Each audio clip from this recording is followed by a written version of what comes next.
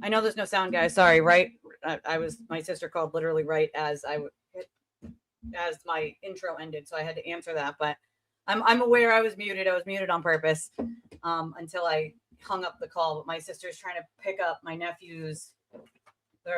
My nephew's still sick. They're just passing the strep throat around to each other at this point, and so she just brought the kids back to the doctors because they're like reinfecting each other. It's fun. And she's going to pick up my nephew's glasses. And I said, grab my contacts while you're there for his glasses because we go to the same eye place. But I called her like 10 minutes ago to remind her they close at 5. The doctor's is nearby, but I don't know if she's going to make it in time. So I said, call them. Our eye doctor's a family friend as well. I said, call them and just pay for it over the phone. And she'll leave them. The doctor or the doctor's wife will leave them like outside in the bag for you to just grab off the door handle, or they might stay open an extra, 10 minutes for you to grab it from them. So I know I was muted. Sorry. I had to take that, even though it was like right when I went live. I was like, oh god damn it, I can't make this shit up. I'm telling you, like, I still feel tired. The word I'm looking for is tired. I guess tired is the word. I guess the doctor says that's how it's supposed to be. Once they give you antibodies and the infusion medication, you're supposed to be like it's supposed to exhaust you, and because it's fighting the inflammation in your body, right? It's fighting the massive inflammation markers throughout my entire body that's causing havoc. So like that's how apparently it's working, but you never expect it's going to hit you like that, just like knock you right off of your feet. But well, that's what we're hoping, right? So she had the ear infection, and the ear infection turned into everybody having strep. So they had moved it from, I forget when the original date was, to the 17th. And then because she was still on antibiotics for the strep throat on the 17th, they were like, nope, we can't do it until you're fully not sick anymore. So they scheduled it for September 1st. So, I mean, that's another, over a week from now. So hopefully the kids don't pass it back to her and we can move forward with the surgery. But her surgeon is going on paternity leave. He's about to have a baby.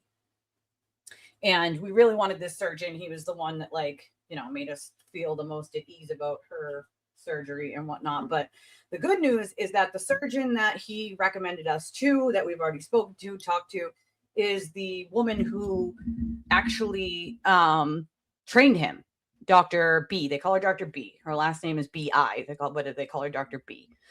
What a short last name. But she's fantastic. All the reviews of her are great. She was great to talk to. And so I definitely think that my sister's in the right hands, and all we can do is wait at this point. But I said, it's Friday. I gotta try, even if I feel tired and just exhausted, like it's little by little. So here I am once again. And I heard that the turtle's been quite busy.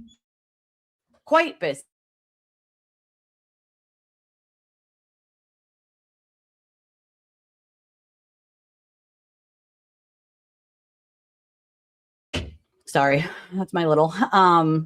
So I heard that things have been quite busy, quite busy with me not here, which is interesting because I, of course, started checking in on things yesterday. I just at that point had been like, no, I can't do shit. Like I literally can't do fucking shit.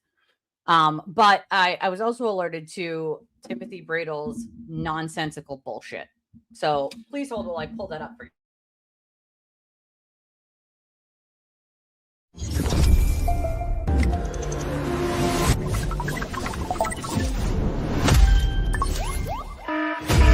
Grab the tea, because Twitter is melting down again.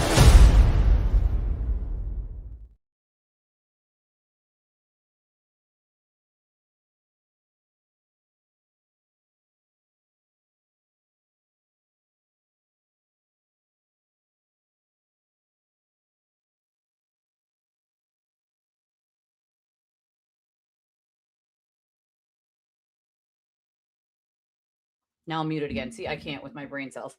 I almost laughed so hard that things came out of my nose. I can't remember a time where liquids almost came out of my fucking nose, but reading this gave me great joy. Great joy. I missed all of you too, believe me. I'm like, I was trying to like check in on my emails, but for like 2 or 3 days, I didn't touch anything because it was like my body was so exhausted. Like I couldn't move. Like, let's just put it that way. I can't move. And also, school starts next week for my kids. Oh, yeah, real quick. I got the markers and the spray that goes with my board here. So I just wanted to give a very large thank you for my new colored markers for my board. And now I have the markers and the big eraser, and I have the spray to clean it. And that I deeply appreciate because now I can color code stuff better. So thank you guys so much. My little also received a lunchbox. You guys got her a lunchbox, which I very well appreciate because school is important for school clothes that I need to get, school sneakers, all that happy horse shit. And school starts next week, and I've been sick for a week. So I don't know how we're doing this, but we're going to pull it out of our asses as we always do. I did add some clothes today for her and sneakers onto the wish list and some school supplies that she might need. So it's on the wish list now. The wish list is in the description of the video. I definitely put it there. Socks, underwear, and then just outfits as she needed,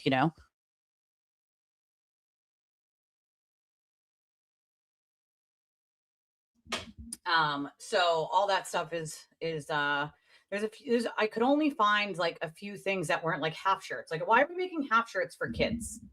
Oh, thank you, Rachel. She will go nutty. She will go absolutely freaking nutty. She loves, and I mean loves Pinky Up's her favorite song from them.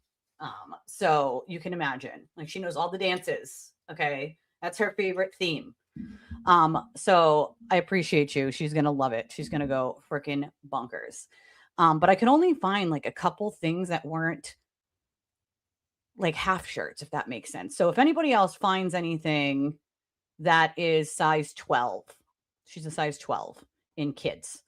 You can either add it to your own cart and send me the link so that I can add it.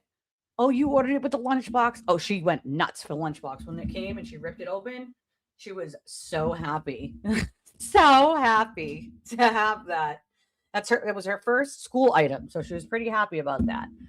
But if you guys, especially us ladies, do you find anything that is like, an outfit for school that's like school and not a half shirt? Like, apparently they think all kids of a size 12 want a half shirt. I don't know. I don't know. I don't fucking know. My whole YouTube payday goes to my rent. So I don't honestly see it as any perfect timing at all. The whole thing goes towards rent. So it's, I don't make much via YouTube. So the whole kit and caboodle of that literally goes towards my rent on the 1st. So I don't get anything extra out of that, unfortunately. So I wish it was like perfect timing, but I have to pay rent to that. I have to use that for rent. So it's, I'm behind already on my bills. I got to pay my storage unit, my StreamYard's due, the whole fucking, just life in general. But I did add some cheaper sneakers that she liked. There was like Skechers and some t-shirts, some leggings, and like 2 other like random outfits. She also needs pajamas, but she hates, does anybody else's kids hate wearing pajama pants? My kid likes pajama shorts. She likes the short sleeves and the short, like, and shorts. She doesn't like the long sleeves and the long pants. But if she does wear pants, she wears like short sleeve on top, in the winter. She's just not a fan of like long sleeves and long pants when it comes to pajamas. Although I feel her, I sleep kind of hot. So, but I did add a few things over there, school supply wise, and clothes wise for her. Well, here's the fun fact about this journalistic shield law. It doesn't exist yet, Freeze. Okay. It doesn't exist yet. The journalistic shield law in the state of Massachusetts does not even exist yet. Okay. It's not even a law yet.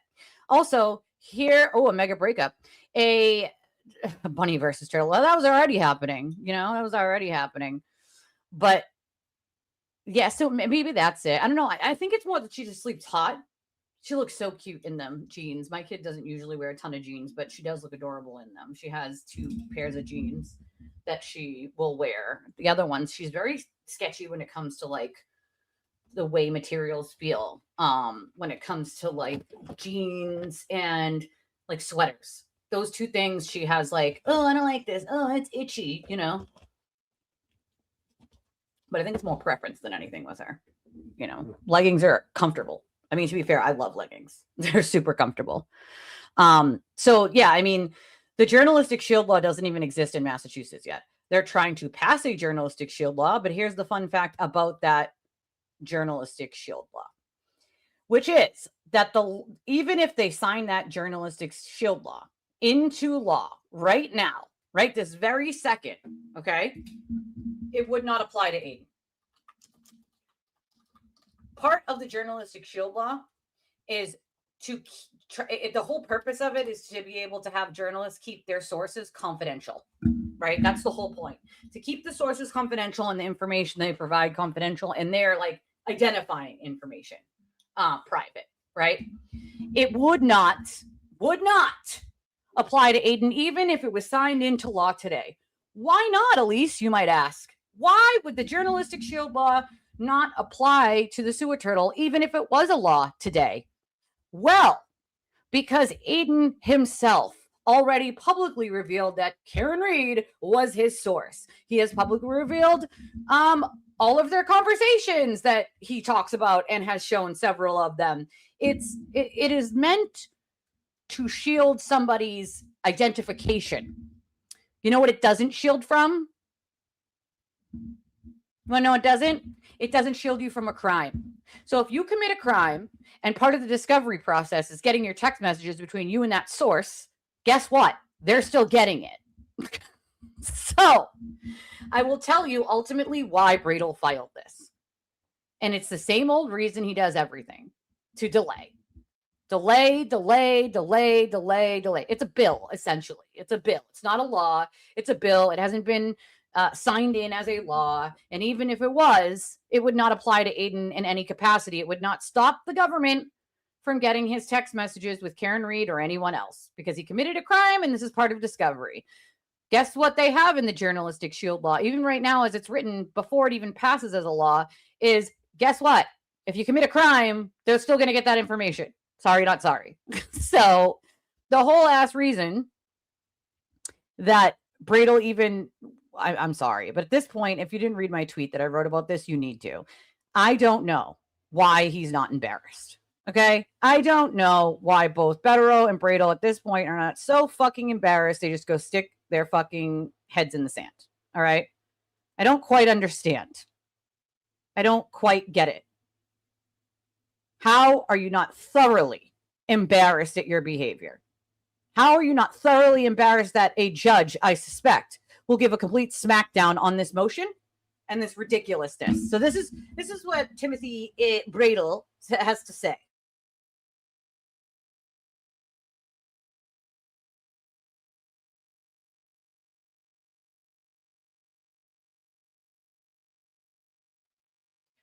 So this is what he wrote. He said, "We just filed our motions to stay the taint team. Cringe. Search of Aiden's devices in light of the imminent passage, aka it is not passed yet, of the journalistic shield law." Once again, a journalistic shield law is meant to shield the source's identification. It is not meant, also, Aiden has also already given that publicly, so he would not be covered under that even if he tried, okay? "This legislation will stop the insidious infringement upon Aiden's First Amendment rights and preserve the sacred guarantee of confidentiality between a journalist and a confidential source." No, it won't. Not only that, but Aiden is the one that made it non-confidential, sir. You're an idiot. You're an actual fucking idiot. Okay? You're an actual fucking idiot. "Please contact your legislators immediately to put this legislation over the top. This may be the final nail in the coffin for this unprecedented and unscrupulous prosecution." There's no nail in the coffin for his prosecution. It will go forward. His fucking motion will be denied and thrown in the trash where it belongs. Okay? He is just bleeding Aiden dry for money at this point. He's a bank. He's a bank. Aiden is a bank to Bradell. This has 0% chance of getting anything done for him. This is going to be denied and thrown in the trash bin. Okay? No ifs, ands, or buts about it. Mark my words. 0% chance this does anything but get thrown in the fucking trash and is denied. There is no shield law yet. It doesn't even fucking exist yet. Your Honor, please stop looking through my client's criminal behaviors because there might be a shield law where he doesn't have to tell you his sources, but he already told the public his source was Karen Reed, but still I want you to protect him. Mr. Bradel, that's not even how the bill in its current form is written. What? What? I feel like if Bettero quit being his attorney, we would know about it. He's just going to keep bleeding him dry at this point, right? It's a delay tactic. There is only one reason Bradel would put something so ridiculous and so absurd. Actually, there's two reasons. To rile up low IQ people that don't even know what a journalistic shield law does, okay? And to rile up the turtle riders to open up their wallets to think that they have a snowball's chance in hell of having cases thrown out if they just pay more money to Aiden to help him. No. All right, we need a roll call. Yeah, I know. I'm sorry. I apologize, peoples. I had my first infusion and I did not know it was going to put me on my ass the way it did and make me feel as bad as it did. But the good news is the doctor says that means that it's attacking the inflammation in my body that's doing so much damage inside my body and causing all the pain. So that's a good thing. It's a good thing, I guess. Even though it completely put me down for multiple days. The doctor said that means that the antibodies and things are targeting the inflammation and it's working. So yeah. I can see the chat, but the background is black, usually white. I don't know. It's a good question. Is it changed for anybody else? I can't stop. Listen, when I am MIA for multiple days, I have to apologize because you guys aren't used to that. And I'm not used to that. You know, it is a gamemanship and a showsmanship for the people. But yeah, I mean, we do need a roll call. We do. We need to see who's here and who's not here. There are many people missing at the moment. And I know why. I'm very late in the day of what I would normally do. And that's because I really just wanted to be here today, no matter what I felt like. And I'm still exhausted, but I'm working on it, right? I'm working on it. Oh, I get a pass? Okay, good. I get a pass. Yay me! Maybe it's dark mode? Yeah, does it look different to anyone else? I mean, it shouldn't be. I mean, to be fair, they upgrade things all the time. They don't tell us. So, I mean, it could be that. It could be settings. I don't know. I don't know. Hello, Carolyn. I do have Buy Me a Coffee now. We have integrated Buy Me a Coffee instead of the PayPal and the fucking Justice link because the Turtle Riders want to target that and it is still not resolved. I still am waiting for them to email me back on what the fuck they're doing. But for now, we do have Buy Me a Coffee and that works for debit, credit, and all the payment options. And then we have Venmo and Cash App, which are definitely helpful. And then we also have, of course, our super chats and our jewels and our memberships. We appreciate any and all support as usual, especially being out for 5 days. I did not count on that. The doctor said 1 to 2 days. That's what he told me. He told me after the infusion, it would be 1 to 2 days. And that I would be tired. What he didn't say was that I would be absolutely fucking exhausted to the point where I could barely open my eyes and then feel completely drained. And like that my body was just like tingling in pain. Like just like little tingles, like boop, boop, boop, boop, boop, boop, boop, like almost like the snowy screen you see on a TV, you know, back in the 80s where you didn't get that channel and it was just like snow, you know? It's like that, but just popping up in different places in my body, not all at the same time. It's a very weird feeling, but I still am just exhausted. Like fully just exhausted. Like you can't get rid of the exhaustion. Like, I mean, it's starting to lift. I think yesterday, as of yesterday, started to lift a little more. But it just like hit me like a ton of fucking bricks. And I was like, yeah, this is no good. This is no bueno. No bueno. No freaking bueno at all. You know, yours is always black. Okay, maybe it's settings. I don't think it's my settings. I didn't change anything unless they updated something, you know? Oh, you know, I don't think they will stop giving him money, but I do think he'll have to run out at some point, right? He'll have to start selling things at some point. I love that for him. As I wrote in my tweet, like, go ahead, Bradel, keep charging him. I mean, that's totally fine. You know, keep charging him for your ridiculous motions that mean absolutely nothing and that get absolutely nothing done for him. Although he's too stupid to figure out that they will do nothing. the whole point of this motion that Bradel filed was to basically just rile up the turtle riders to like open their wallets. Like, hey guys, open your wallets, give the sewer turtle more money. Look, we got a snowball's chance in hell. We're going to shut this down. There is a 0% chance that this motion is allowed. It will just be denied, right? It'll be thrown in the fucking trash where it belongs and denied. Essentially, Bradel is saying, hey, Your Honor, your judgeness, could you please, your judgeness, apply a law that isn't even a law yet and not allow the state with their legally signed off on warrant to keep searching through my client's phone. See, the problem with that is his extraction is public, number one, anyway. And number two, even if the law was in place today, it's meant to make the source confidential. Aiden himself told us Karen Reed was his only source, right? So you kind of like screwed the pooch on that one, right? And now because most of his phone extraction is public, anybody can see who the fuck his sources were. And he has a bad habit of throwing sources under the bus whenever he just feels like it. If they don't support him anymore, he throws them right under the bus. So dark mode, you can find it in your YouTube settings and it's all good there. You may need to check your device settings. Yeah, I don't think I have it in dark mode, so I don't know. I can go back and check later on. I don't think there's anything I can do about it now, but I don't think I didn't change any of the settings on my end. Like it's itchy. Psoriasis, and you're not supposed to itch it, but it's itchy, man. It's itchy. Legs and hips are killing me. So this is, he actually put in a ridiculous motion, okay? This is the motion, all right? It's not me. Oh, okay. Thank God for that. Thank fucking God. Defendant Aiden Kearney's motion to stay further review by the taint team pending imminent enactment of the Massachusetts Journalistic Shield Law, which would prohibit such a search. The problem with that is it would not prohibit the search. The Journalistic Shield Law, even if signed into law today, which again, it hasn't been, does not allow for them to just stop a legal search for someone accused of committing a crime, right? Like, if you commit a crime and it's part of the discovery, it's still going to happen anyway, even with a Journalistic Shield Law in place. Because this has nothing to do with him hiding sources. This has to do with witness intimidation. Okay? So even if it was enacted today, they would still go through his stuff. Like, this is really just throwing spaghetti at the wall and telling the turtle riders that we got a chance, guys. Send more money. Send help. We'll do it. It'll be fine. No, it won't. It'll be denied. It's ridiculous and absurd. And I don't know how he's not so embarrassed. He sticks his fucking head in the sand like a goddamn ostrich.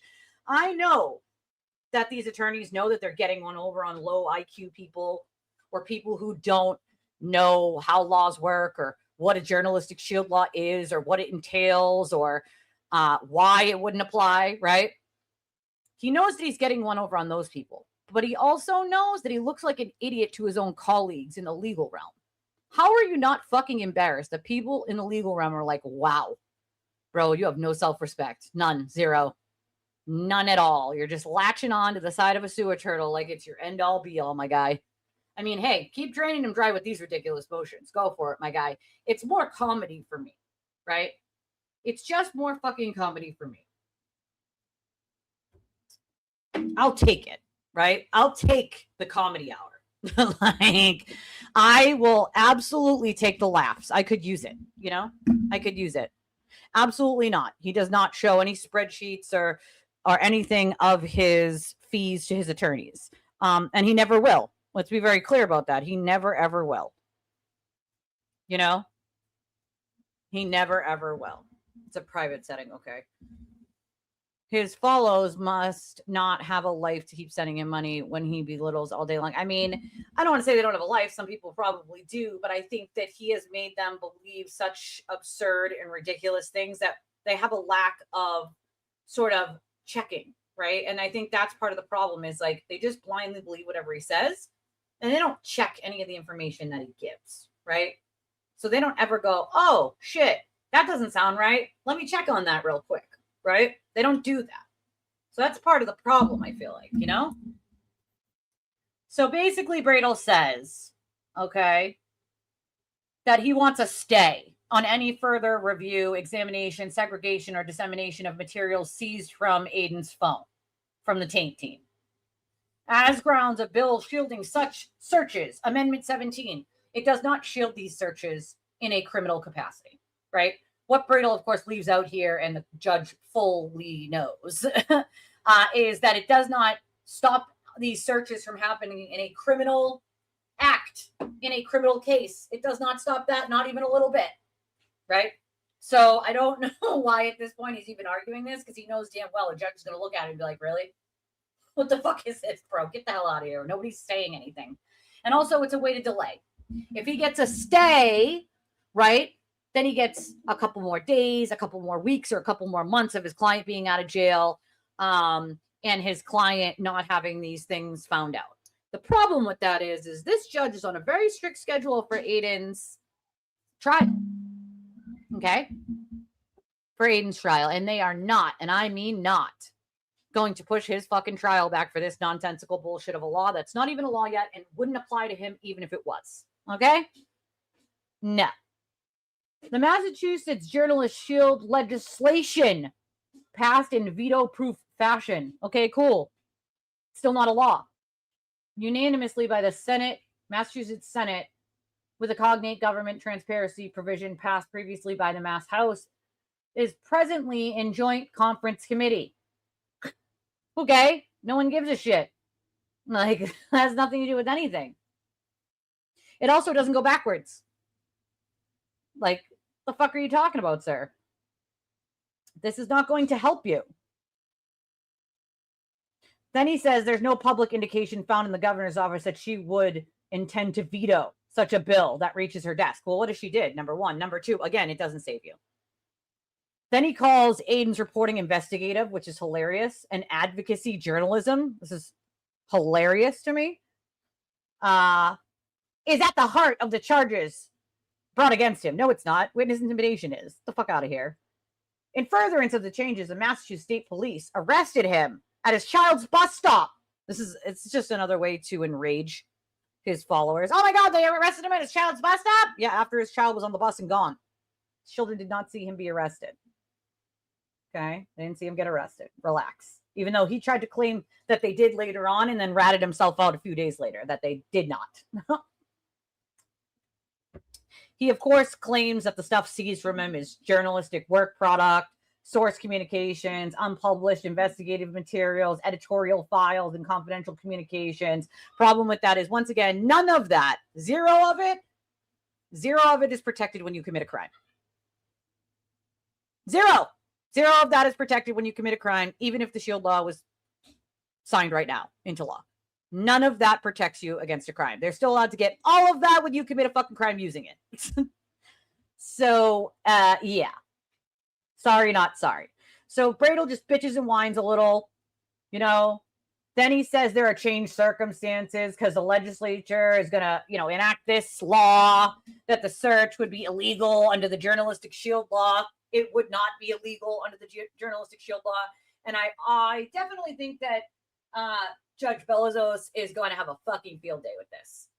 An absolute fucking field day with this.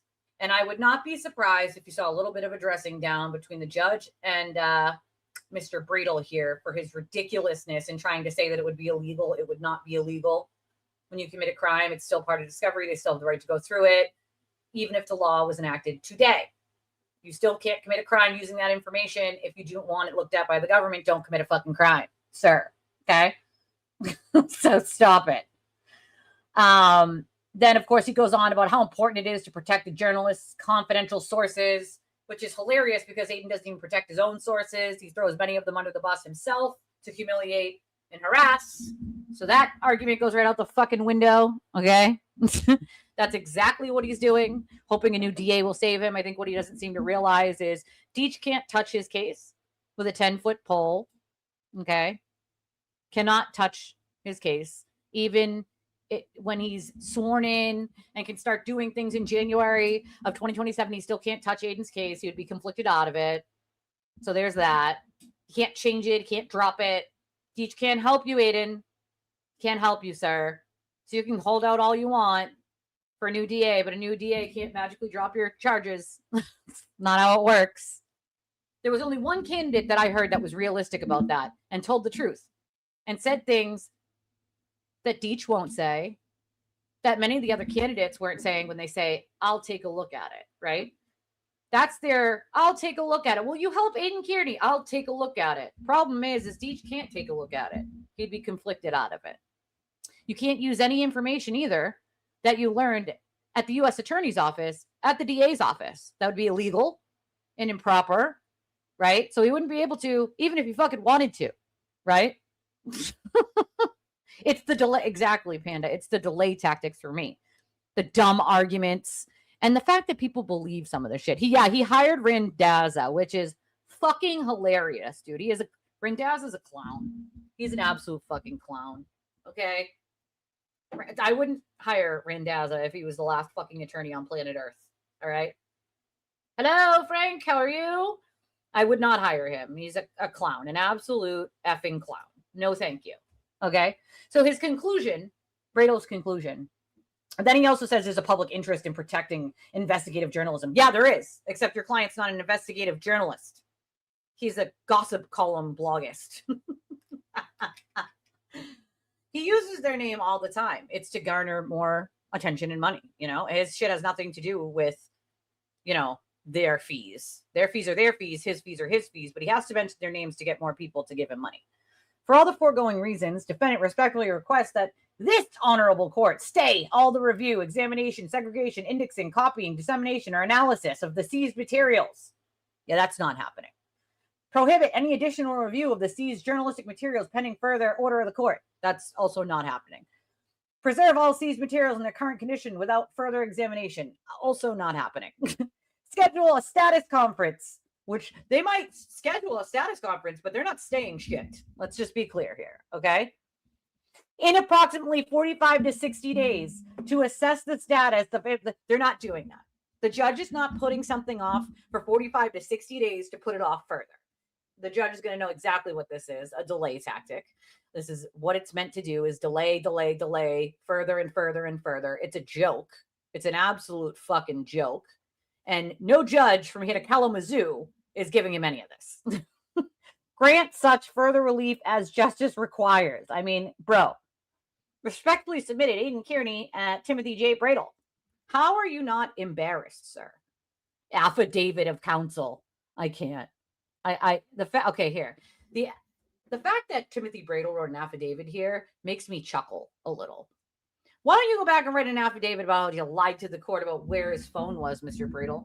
Why don't you tell the judge in that case that you lied to his fucking face while giving Aiden's phone to Courtney, the Cuckoo for Cocoa Puffs non-paralegal who's never done paralegal work a day in her life, that you hired because she was a turtle rider?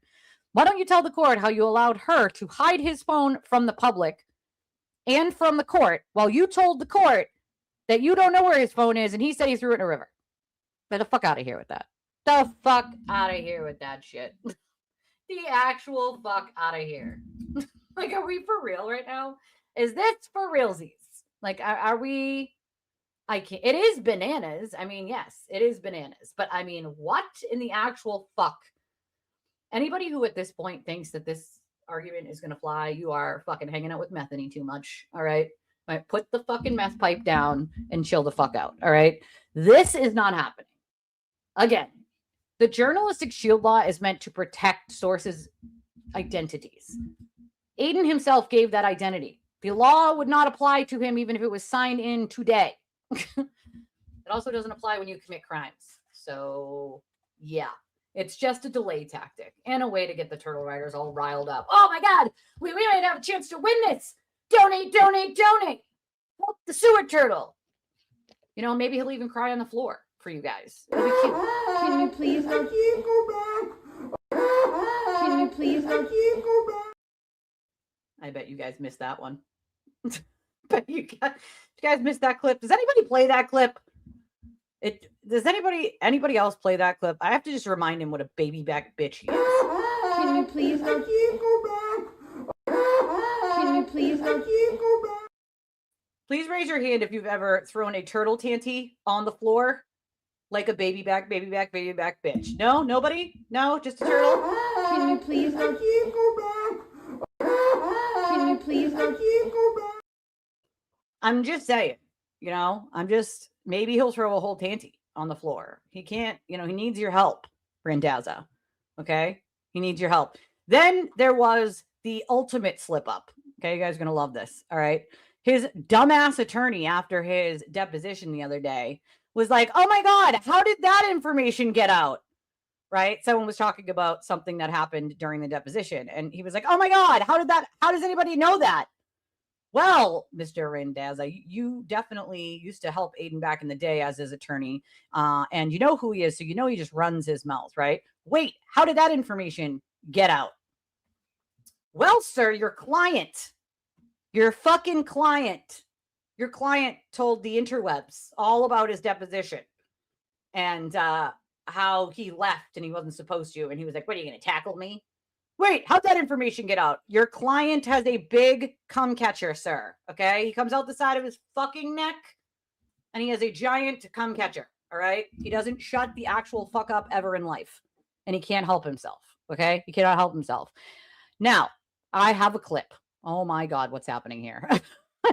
What's happening? That just popped right up there now, didn't it? All right, hold on.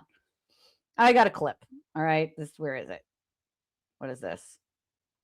Hold on. Where's the other? That's a clip too, but where's the other one? I gotta find the other one. The other one's good.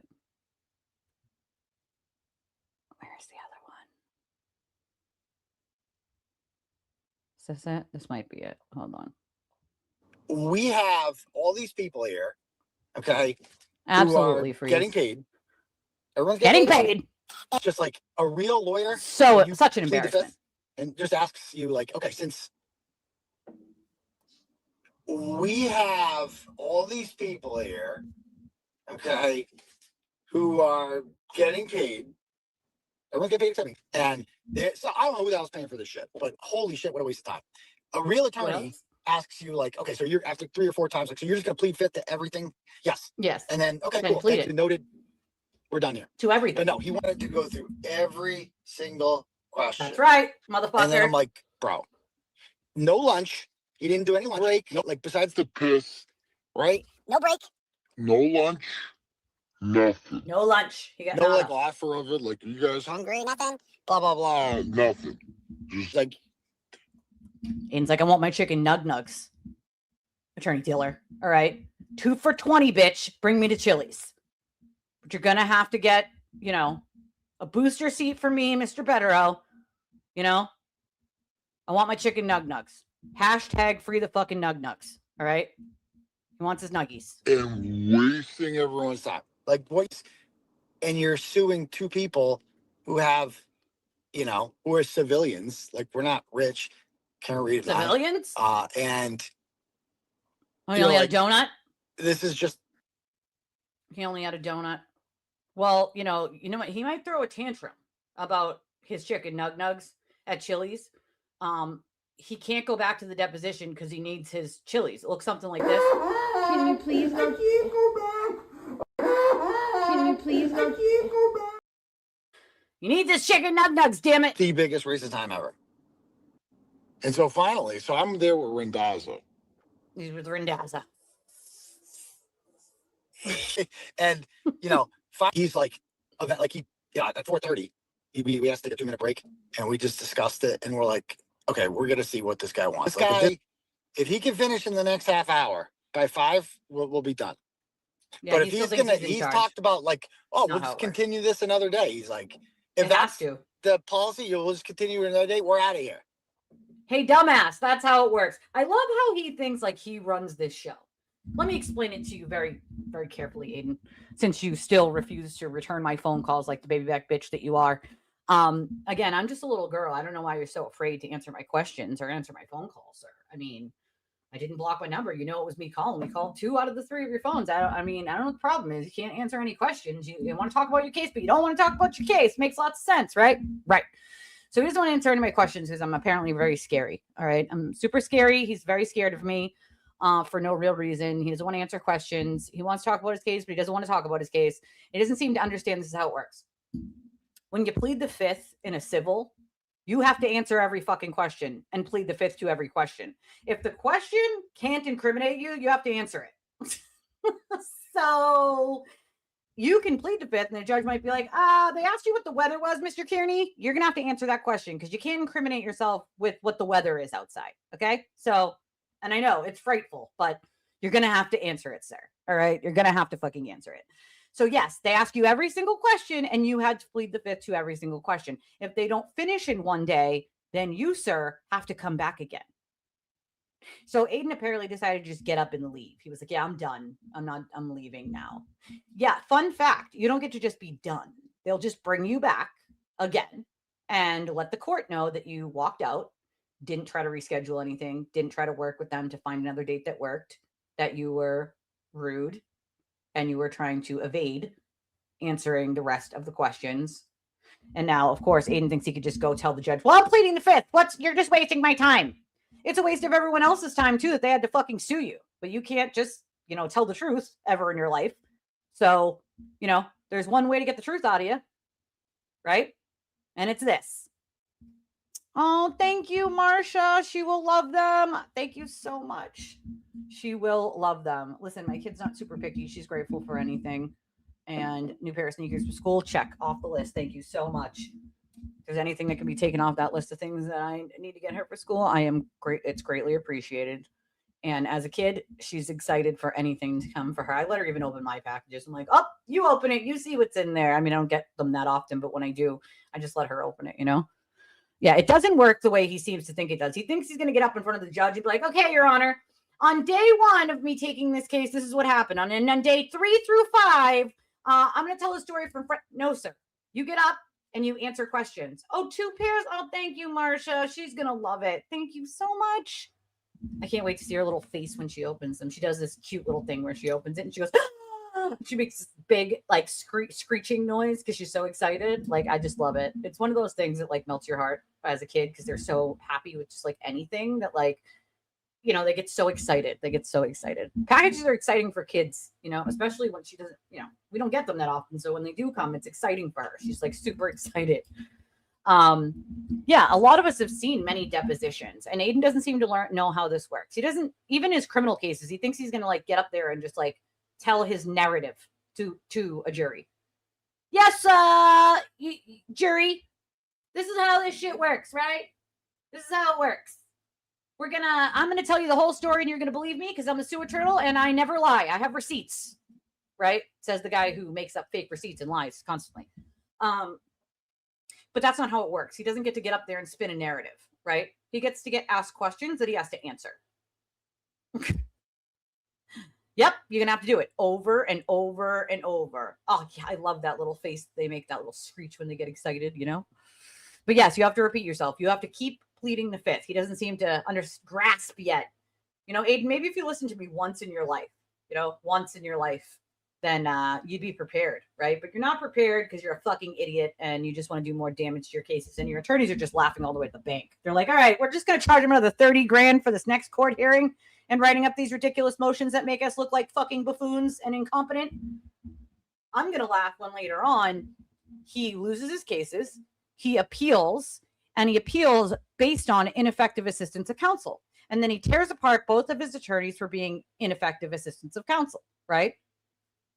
Like, do they not already see this coming? I mean, I see it from 5 miles away, but, right? Bring your own shit if you don't like it. Bring your own snacks, sir. We are out of here. Finally, Rendaza is just like, I've kept quiet about this. I have bit my tongue. We've been civil with you guys. That's your job. But, like, at this point, this is, like, just abusive. Like, what you're doing is this.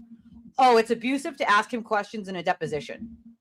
What he does is not abusive at all. No. Destroying innocent people's lives, lying to hide his own bad behavior, making shit up, spewing narratives so that his people attack innocent people that he harmed so that he can hide what he did. That's not abusive at all. It's abusive to follow a court order and ask him questions for the deposition. That's abusive now. Okay? It's abusive, says the turtle. It's amazing to me. It's amazing. You think that's abusive, sir? I think that this was emotional manipulation. Can you please go back? Can you please go back? He can't go back. I can't go back. I can't go back. I can't go back. These idiots will buy anything I sell. How actually fucking stupid does he think everyone is? I mean, I know he knows his turtle riders are not quite intelligent, but how fucking dumb does he think the rest of America is? This is just, you're just fucking with us. Like, this is a waste of everyone's time. The dude talks like Eeyore. He talks so slow. Every question starts with the same shit. So is that your phone number there? Well, they have to. And so get that you're on in the record, blue, idiot. and this is you messaging the phone number. Yes, dumbass. That's how you get it on record. So there's no argument about who is who. That's proper lawyering. Maybe your lawyers don't know proper lawyering, right? They missed that class of ethics. You know, they must have been out sick during the ethics portion of lawyering 101. But Diller didn't, right? And so he knows he's got to get it on the record so that you can't dispute later on who is who and who said what. You're too stupid to quite figure out how it works yet. It's amazing to me how dumb one actual human can be. Ladies and gentlemen, this man used to teach children. Okay? This is the guy who said C's and D's get degrees. Okay, ladies and gents. This is the guy who pretends he's smarter than everyone else on planet Earth. Okay? Are we for fucking realsies with this? Are we for realsies? For Natalie Wiki, yes. And this is the time and date of May 15th at 4:10 p.m. Yes. And in the message, you are saying, Karen Reed is telling you to. This is just quite funny. This is quite funny because we have the messages, of course, right? And so this one is quite telling. This one's quite telling. Before I get to this real quick, do me a favor. It is my first day back after being out for many. So if you didn't go punch the like button directly in its teeth and replace it with chiclets, I would appreciate it. If you can donate to the channel, we have super chats, we have jewels, we have buy me a coffee now. It's pinned. I pinned the buy me a coffee to the top of the chat there. That works for credit, debit, and all the other options as well. I thank God that exists to sort of help the channel. And then we, of course, have Venmo and Cash App, Chime, and Revolut. Being gone for a week is a lot of time to be gone and sort of miss out on fucking a living. So any and all donations are well appreciated. I got one while I was out sick from Jack last night. And I just wanted to take the time to say thank you to Jack for his $12 and some cents. I forget what the cents was. He always gives a random amount. And I love that he always gives a random amount because it's always a surprise what it's going to be. But Jack sent one last night and said, I hope you're feeling better. Thank you, Jack. I appreciate you, my friend. I appreciate you thinking of me while I was gone. It's very well appreciated. Didn't want to forget to thank him for that. Now, this clip is just beautiful. It's beautiful. It's just fucking beautiful. It just shows you how much of a liar the man is, right? Okay? Just shows you how much of a liar Aiden is and how much he forgets about all the lies that he tells. He forgets the lies that he's already spewed to cover his own behavior. And so then he just lies again, you know? I published an article that got 56,000 views in one day. And I made sure to point that out on purpose because I think a big thing that they're going to go for in this stupid lawsuit is that, like, I just blew up now. Like I used the Karen Reed thing to blow tonight, up. or today rather, with the top 50 things. And I thought it was important to write that blog, and we are going to go over that tonight. But before we get into that, let me just talk about the blog that I just did. If you haven't seen it yet, it's getting a lot of traffic. Holy shit. Holy shit. Is the website doing okay? Hopefully it's not crapping up, but it's been up for 22 minutes and it already has 5,000 hits.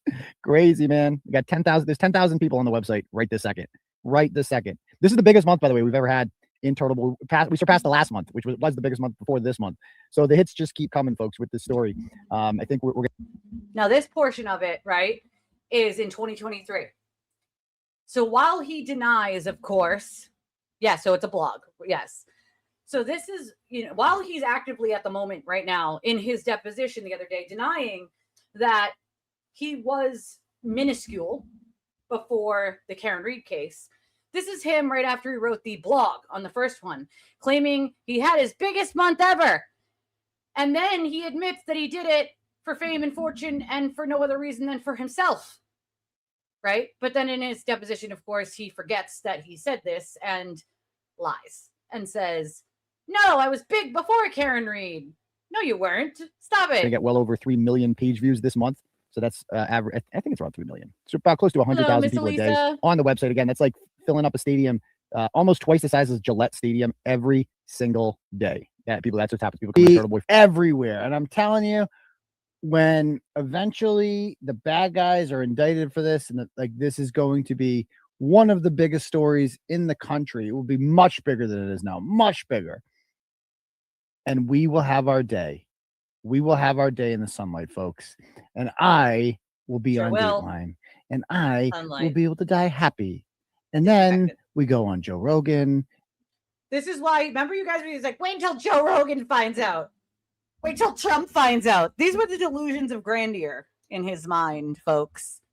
That Rogan was going to have him on and he was going to shake hands with Trump and he was going to go on book deals and movie deals. And I remember telling you guys way, way early on that part of his delusion that he was telling people privately like us was that he's going to be so famous and he's going to get book deals and movie deals and he's going to travel the world with Karen Reed in hand, right? The two of them going to do book deals and movie deals and all these things that are going to make him famous. He's going to have documentaries and movie parts and, you know, this. Oh, absolutely not. He was sleeping on a couch. And that's the other thing is like, obviously all that's going to be proven. He was sleeping on his wife's couch and he drove a shitty used, I can't remember if it was a Toyota or a Honda. But he only bought that Lexus after he started doing the Karen Reed case and he was bringing in that kind of money. For years and years and years, he drove that beat up car, slept on his fucking wife's couch, right? She was the main breadwinner, which, by the way, he admits in a deposition that he had to do previous to the Karen Reed case, that his wife was the breadwinner. Like, these are things that are going to be used against him, okay? They're going to be used against him. I'm glad to be back, my friend. I did not... And I apologized earlier for those of you who weren't here. I was not expecting the my first infusion to sort of put me on my ass the way it did. You know, the doctor said I might feel tired 1 to 2 days. What he didn't tell me was I would feel completely fucking exhausted and that it would attack my body the way it did. It's supposed to. The antibodies and things are supposed to. It's supposed to be attacking the sort of inflammation in my body that's causing havoc and giving inflammation in my heart muscles and all these other things in my organs. And so I did not know that it would put me on my ass for as long as it did. So I'm definitely happy to be back. But the good news is the doctor said that that's what it's supposed to do. So that's how you know it's working, is after the infusions, you might feel like that. It'll get a little better over time, but that's how you're supposed to feel. So he did. He had very high hopes. He had very, very, very high hopes. And yes, it was a $700,000 house, which he put like $200,000 cash down on that house. He would not have ever been able to afford that, or a new car for that matter, before the Karen Reed case, which can be proven, obviously. So the way he lies, like, it's not going to help him any. He's just hurting himself by lying. Again, he has depositions he had to do previous to the Karen Reed case where he admits in the depositions his wife was the main breadwinner. And you really make shit, right? And we start doing all types of shit. Oh, and Turtle takes over. I'm telling you, folks, it's inevitable. If you were like, oh, you're not going to do that, Turtle. A year ago, did you think I'd be on Timcast? Did you think that would be happening? Did you think we'd be here right now? No. Well, some of you did. A lot of you people did. The haters didn't. So I'm telling you right now, it's only going to get bigger. It's only going to get bigger. And guess what? I earn that shit, motherfucker. I work my ass off doing this. I work a lot of hours. Oh, it's just blogging. I love when he says he worked his ass off. Yeah, everything is a we with him. He didn't work his ass off, right? He didn't. He got information from Karen and her team, and then he spit that back out to the world. That's not work, bro. Right? He didn't then go, work would be going and checking that information, right? Trying to find other evidence that is true. And not just something someone's telling you. You have to try to independently verify it with separate things. That's how real journalism is done. And then you have to try to talk to the opposite party before you publish something that says they did this, this, or this. Or they said this, this, and this, right? You have to get their side of it, right? That's how real journalism is done. It's called integrity, ethics, right? Which, of course, he doesn't abide by any of those rules. Right. He worked himself into a criminal corner. I like that. Me neither. But it's a good chuckle. I get a good chuckle out of him, you know? It's just wild. You know, he is allegedly. No, he's definitely a douche canoe. Fucking allegedly. He is an absolute fucking douche canoe. A douche canoe, a fucking putt knocker, a sewer turtle, whatever the fuck you want to call him. He is. Okay. But this is before Karen. This is after he wrote the first thing. Listen to the delusions this man has of how amazing he is and how amazing he's going to be and how hard he worked to get here. When in reality, as we know now, Karen gave him information. He wrote it, sent it to her, said, "Is this good?" She said yes. He published it. Like that's the extent of his work, other than going to the courthouse for the trials. It ain't easy, folks. There's a lot of work that goes into this. I show up, I go to court hearings, you know, I take a lot of shit for this. And it's all worth it for stories like this. It's all worth it. I can't wait to see how this all plays out. And I'm going to feel such joy and such happiness for Karen Reed. And we're finally going to get to, you know, hang out with meet her attorneys and all this shit.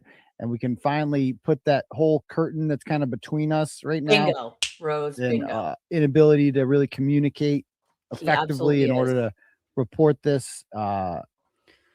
Well, Tiffany, how is he supposed to get their side? Well, before, not after you publish things that are defamatory about someone. Before you publish things that are defamatory, you reach out and you say, "Hey, I am calling from blah, blah, blah," right? "I have a couple questions." You don't show up at their homes and start screaming they're murderers right away. Like, that's not how you get someone to comment on something, just FYI, in case you were wondering, right? In my opinion, what was he supposed to do? Be a normal fucking human being. Do what every other reporter and journalist on planet Earth does. You call, right? And you say, "Hey, I'm with this. I'm writing a story about this. This is what this side said. I'd like to get your comment or what you think happened or what you don't think happened. This is what they said you said, or this is what they said you did. Do you have any comment on this?" Then they would respond and say, "Okay, we'll talk to you," or "No comment," right? Then in your story, you would write, "They refused comment for this story," right? "When I reached out." What you don't do is show up to their home, start screaming absurdities and obscenities, accusing them of things. Like, that's not how you get them to get their side to you. Because I am not giving anything to someone who comes to my house like that, acting like a fucking hostile lunatic, or somebody who's already printed defamatory bullshit before that, who didn't bother to reach out to me to get my side, right? Like, would you? I'm pretty sure you wouldn't, right? If someone just posted something about you that was not true, and then they showed up to your home as an act with a camera, and they performed for that camera by, you know, coming to your home after already printing the defamatory materials, right? Would you fucking give them comment? Because I sure as fuck wouldn't. Because it's a game to them at that point. Doesn't matter what you say, right? You're supposed to reach out to people before you write the defamatory comment, not after, before. That's how journalists do things, right? Because it's called ethics. It's ethics. It's integrity, right? You don't call them from a live show after you've already, right? After announcing to your audience that they're pieces of shit and you're essentially just like prank calling them to just ask them ridiculous things, right? You try to talk to them before you print anything. Because that's the correct way to do it. That's the correct way for any journalist to do it, period. Like, that is what's supposed to happen. I'm certainly not going to talk to some asshole that printed defamatory shit or incorrect shit about me and then they show up at my house. Like, no, get the fuck out of here. Absolutely not. Absolutely fucking not. So how is he supposed to get their side? By acting like a normal human being does and having just a little bit of integrity, just a little bit of self-respect, a little bit of ethics, you know, any of those things would have sufficed, but Aiden has none of those. In the best way that we can, that we'll be able to lift that all up once this is over. I'm telling you. And she'll be on here. Karen Reed will be on this. I always wish so many of you lived near me, you know? It makes me think about the future and wanting to do like a very big like meet up or or get together in different places of the country. I'm someone who's always had a dream to travel. And I want to be able to like travel to different parts of the country and out of the country, obviously. But I think it would be so fun to have like meetups in big areas where there are a lot of you. Because I find so many of you super smart, intelligent, funny, kind, like, and I just want to hug each and every one of you and shake each and every one of your hands. And I wish we all lived like in one place. 2023. This was 2023. I could, but I feel like it's not popcorn worthy yet. Show, mark my word, eventually. And when that happens, He does. But guess what? That homestead doesn't protect him. I explained this in other cases, in other shows of mine, that the homestead doesn't protect him. There's a look back period. And if they can prove that you put your house in a homestead to avoid civil issues and things of that nature, then guess what? Then they can say, okay, this is not going to protect you. They can also still put a lien on your home, even with a homestead.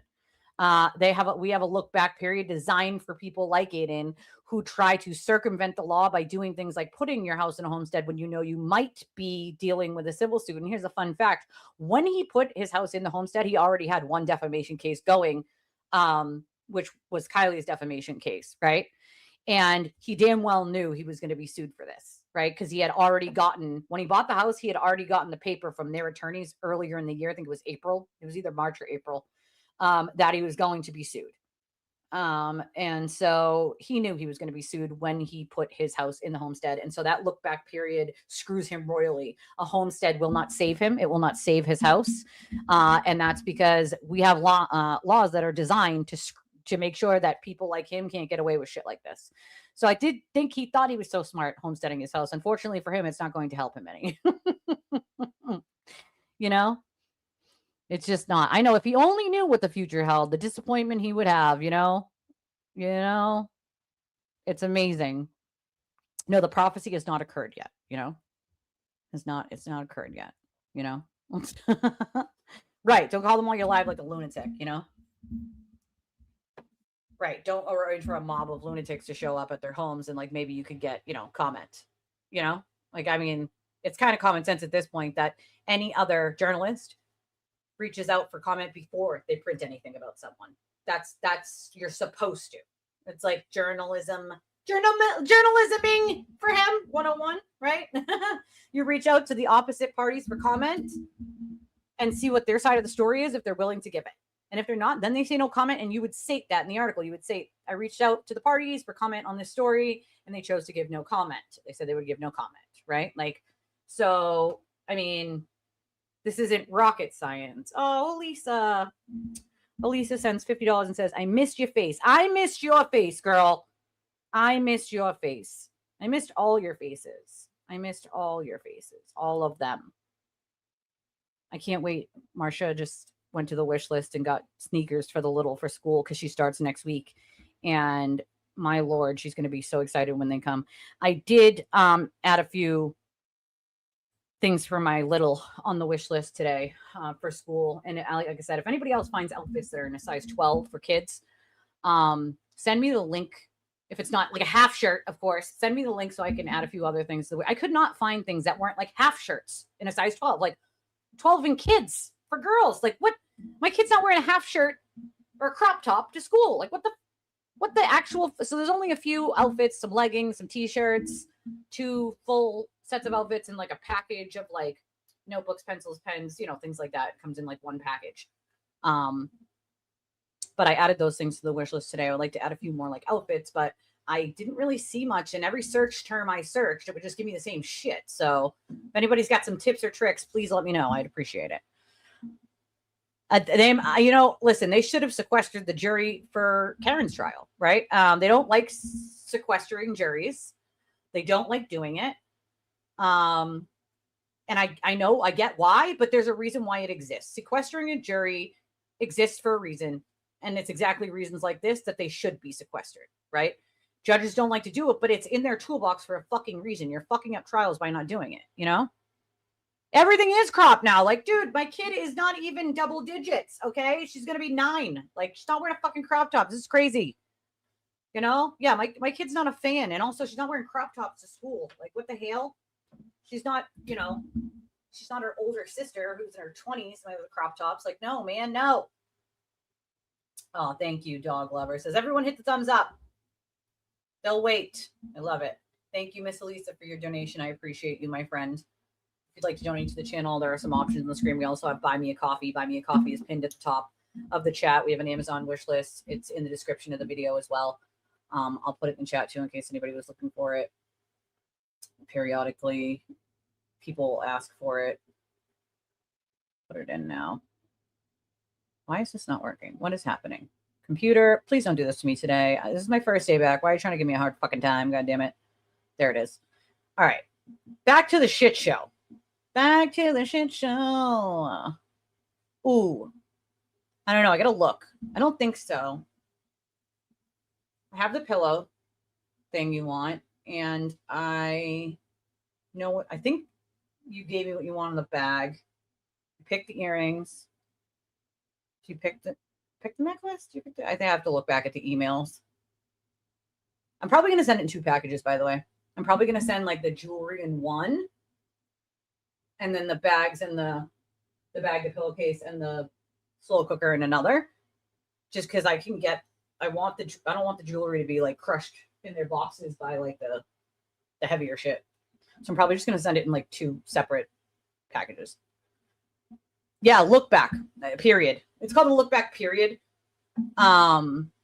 So yeah, I don't have DSLs. I don't have an upper lip, as you can see, you know, I don't have much of an upper lip. I got a big bottom lip. That's about it. So no dick sucking lips over here. We might have 5,000 live viewers. We'll see. Oh, maybe boy. bigger. Who knows? Almost bigger. Was that what this is all about? Is that what this is all about? Self-promotion? Yep. No, but yes. Like no, of but course yes. It's about self-promotion, you fucking simpleton. Of course this is about promoting the brand. Of course it is. What the fuck do you think I'm doing this for? To be some small town newspaper? No, I'm doing this to become fucking big. Dog shit I'm lovers. doing this to become rich and famous. Because that's the American dream, you fucking simpleton, is to become rich and famous and successful. And that's my fucking goal. And yep. Well, that's me. I'm from Boston. My language might be over the top. It's life. It's life. I was reading what someone else wrote. DSL is usually a DSL would mean dick sucking lips. It's an acronym for it. So yes, I'm reading the acronym. My God, I'm a horrible person. How dare I? How dare I do that? I'm just so horrible. I should never be me again. I'm a terrible human. How dare I? Oh, yeah, the Tupac trial. Oh, what is happening? Why, Dina? Why? What is happening here? We're fighting for stuff? What's the stuff? We're down here fighting for stuff, and people call us like, you know, you're coming in your pajamas, and you know, you people are fat, and you people are ignorant, and we're down here fighting for. What is the stuff she's fighting for? Can someone please? What is the stuff? Is this what is he is the American nightmare? Like, what the hell is the stuff? What is the stuff we're fighting for? I need to know what stuff is. Okay. Here is Aiden's attorney, because he's taking this stuff very seriously. Randazza, right? The one who went with him to the depot yesterday. He says, today's defending a deposition. There was a question about the word fupa sloth. Oh, you mean the word that your idiot goddamn client uses? You know? Yeah, that word. You let your client leave before the deposition was over, you fucking clown. Like, he's going to have to pay the money for that. You know what I mean? Like, if the court says you left early and you just walked out and your attorney let you, like, cool, you're going to have to pay the money for that. You know? Hold on one second, guys.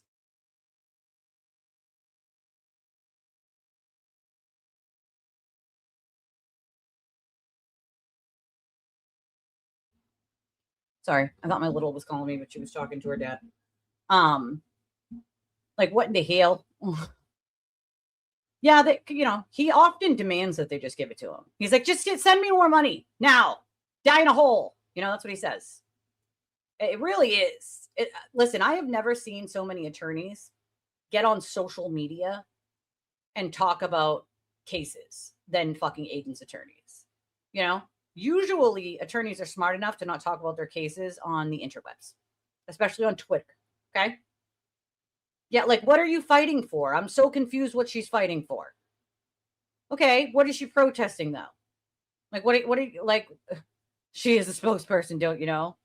The last time she was, quote, protesting, this is what it looked like.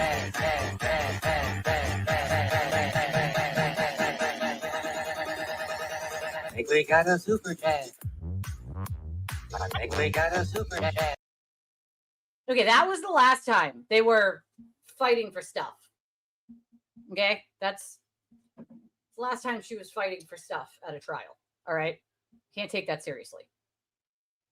Oh yeah, it's going to cost him quite a bundle. That walking out, I can only imagine that Mark Diller is going to ask the judge to impose sanctions for him walking out on the depot and monetary sanctions for him walking out on the depot. I mean, how are you not embarrassed at this shit? You know, how is anybody not embarrassed? Like, listen, what are they protesting? I know you do. I'm sorry. It's just already attached to the video. If I could play it without the song, I promise you I would. Some of you hate it. Some of you hate it. Listen, okay? Listen. What are they protesting is the question. Are they protesting the guilty verdict or the not guilty by reason of insanity? Like, what the fuck are they protesting? What are they protesting? Well, that was the video I just showed was her outside in front of the Lindsay Clancy trial saying they're out there fighting for stuff. Well, what the fuck is the stuff? What are you fighting for? Like, what the fuck are you fighting for? People realize that Kevin Reddington, who I think is a fantastic attorney, he's very well known in this state, in this area. He's a sought after attorney. My ex hired him. We had him for a thing that my ex hired him for that he won because he's good at his job, right? But he was very costly. I'll tell you that much. He was a pretty penny. It was a lot of money. Thank God that my ex was a electrician and he paid good money for him and had the money to pay for him. But I'll tell you this much. Attorney Reddington knows what it was from yesterday, I believe, but he knows what he's doing. All right. He knows what he's doing. I don't think Lindsay Clancy, I think she needs treatment, right? I think she needs a lot of mental health treatment. And I think she needs a lot of mental health help, right?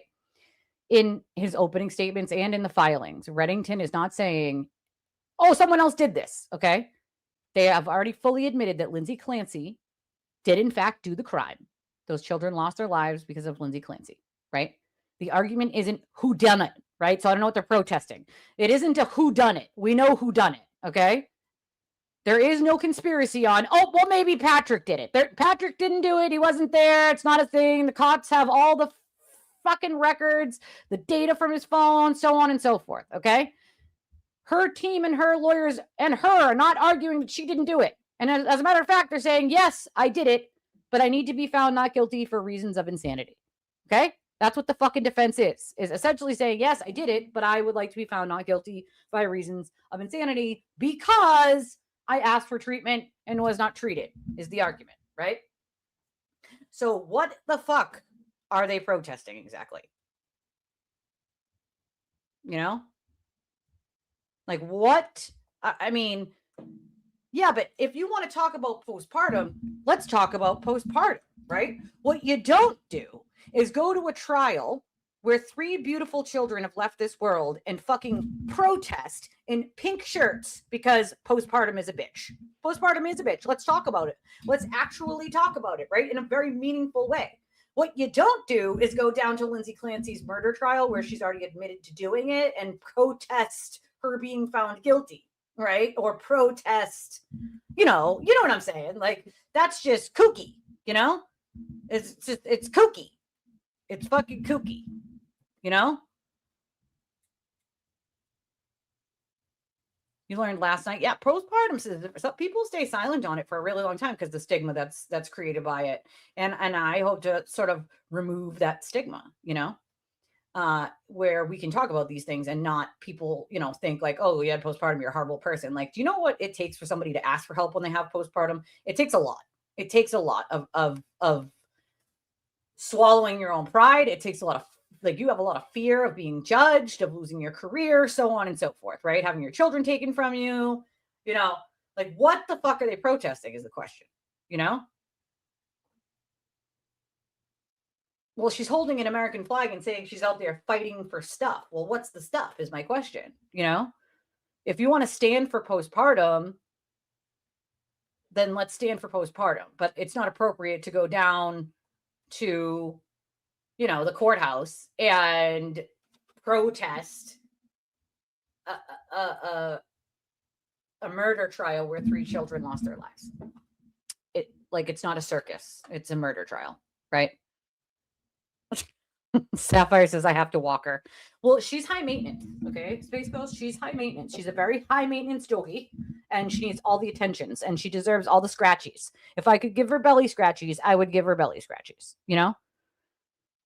Which is great. You want to support the fact that she needs treatment, cool, but that's not the place to do it.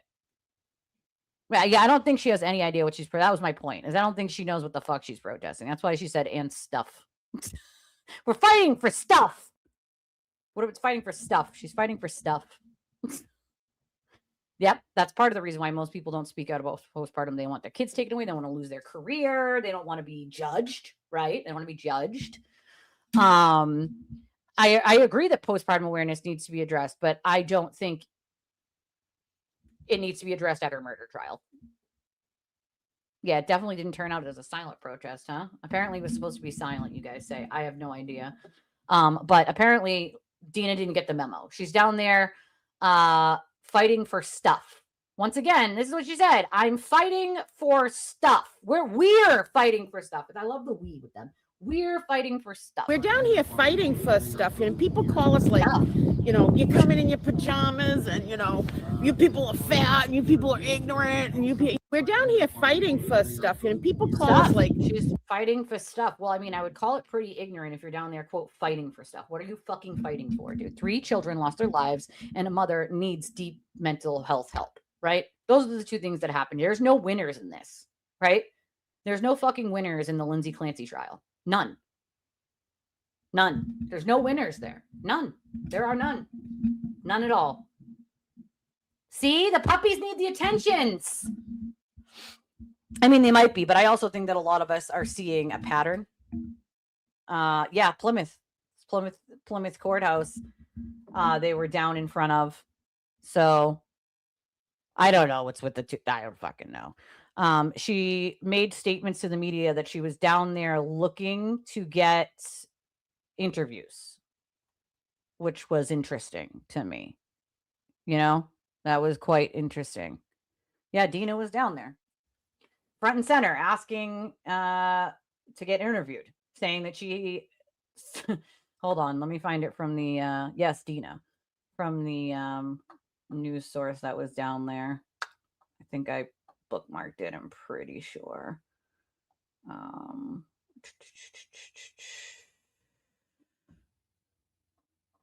Right. Well, that's exactly right. None of them would be out there if he didn't make it so that it was like a new cool thing to fucking do, you know? Like, these are murder trials. It's not, you know, definitely not something that people should be doing. You know what I mean? Like, if we want to talk about these very serious issues, let's talk about them. Let's have meaningful conversations, and let's protest them at mental health facilities, at the state house, at, you know, places, you know?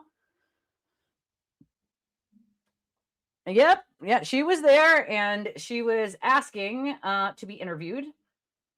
She told them she has experience in things like this from the Karen Reed trial, and that she put it together, and she was looking to be interviewed. So that's, you know, there's several pictures of her right front and center there yesterday. I think it was yesterday. It was either yesterday or the day before. But like, why? Fucking why? Oh, where is it? I'm just like scanning because I know I saved it. I mean, I don't know if she actually organized it, but that's what she claimed. You know, that's what she claimed, is that she put it together and she has, you know, she has experience in doing this already from the Karen Reed trial, and that she was looking to be interviewed by members of the media. Yeah. No, he doesn't. No, I'm sure that wouldn't shock me, you know? I mean, I saw it earlier. I don't remember if it was posted today or yesterday. But it seems to be that that's exactly the case. Bob's Burgers is that she's looking for her next sort of cause or taste of whatever. You know, it's sad. No one really should be down there like looking to be fucking interviewed. Like it's really strange to me that anybody would be doing that. You know, what is happening?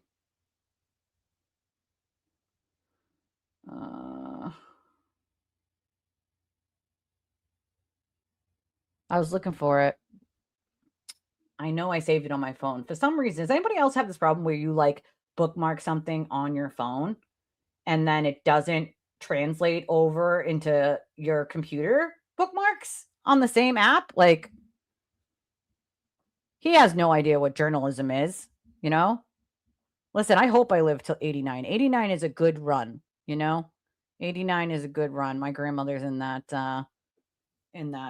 aspect, you know. She's in her late 80s, and I worry, you know, obviously with that age, but 89 is damn good. I don't think I'm gonna make it to 89, but we'll see. We'll see. I'm in awe of the people who make it into their late 80s and early 90s and even past that. I'm just like, tell me your secret kimosabi, you know? Tell me your nice, long time no talk, Tina. I was on the phone with her right before this show. Tina's been a friend of mine since we've actually told some stories about when I gave birth to my oldest and my friend who I've been friends with for a really long time, who held my leg while in the birth room. This is my friend Tina, everyone. Everyone say hi to my friend Tina. That's you, bitch. That's you. Almost 100? Jeez, that's good for him. Good. Oh, I'm sure it isn't. It's, you know, I'm sorry to hear. It's tough, you know. I don't know if it was from today or yesterday. I didn't check to see. I think it was from today. I'd have to go back and look, I think, on my phone to see what the end result there is. But it's always hard, you know, putting anyone, you know, to rest. I don't wish it on my worst enemy. Not even a little fucking bit. So back to this, right?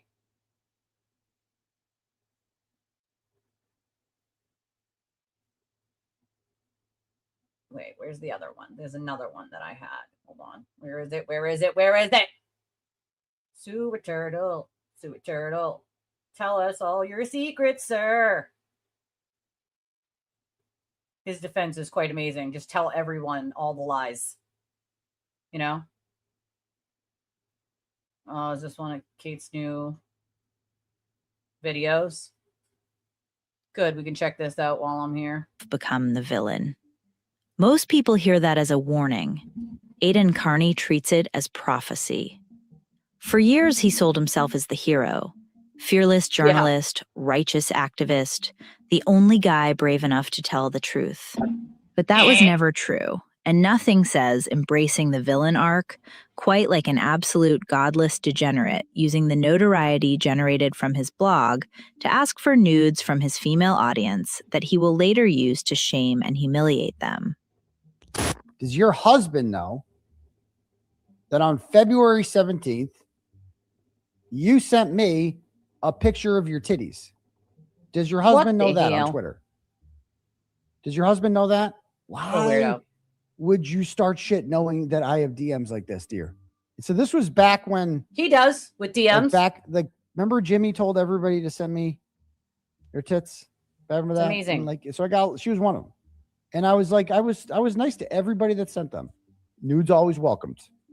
Because I Ew. posted that on You're Twitter. gross, bro. So I made a post saying, they're like, yeah, nudes are welcomed. You don't have a husband. You have a cuck. Sir, stop it. Yeah, I'm not lying.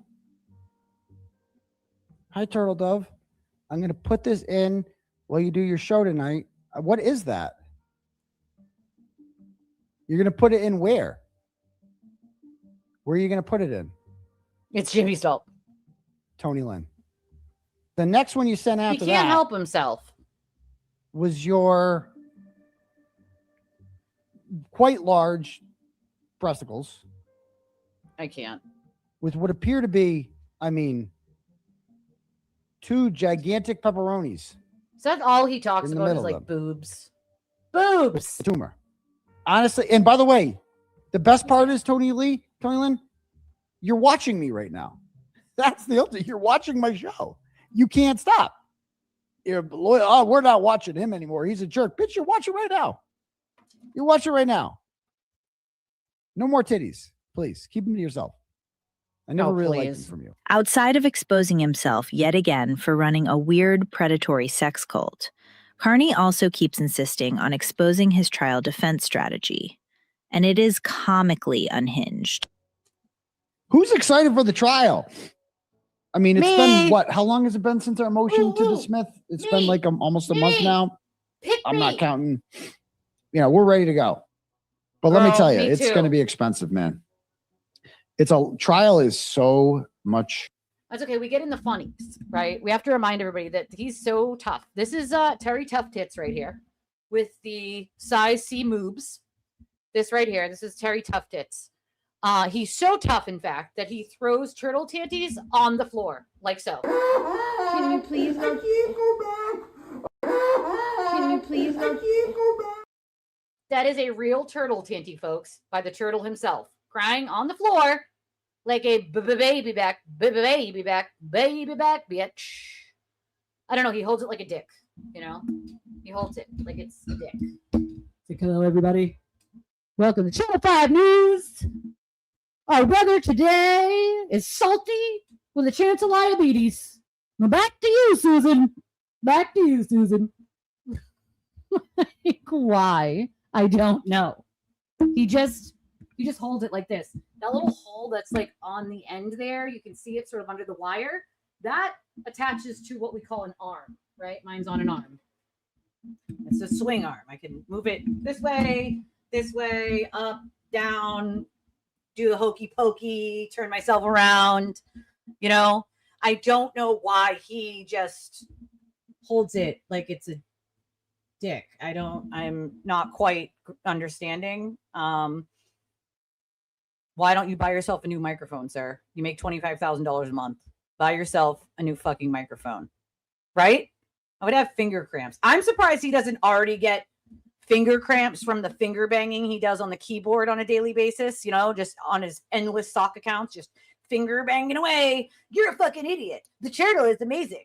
Oh, he's so pretty. Like, you know, he just compliments himself constantly on his fake accounts, fights for himself on his fake accounts, just finger banging away, just finger push-ups constantly. Like, I don't know how this dude doesn't have fucking carpal tunnel.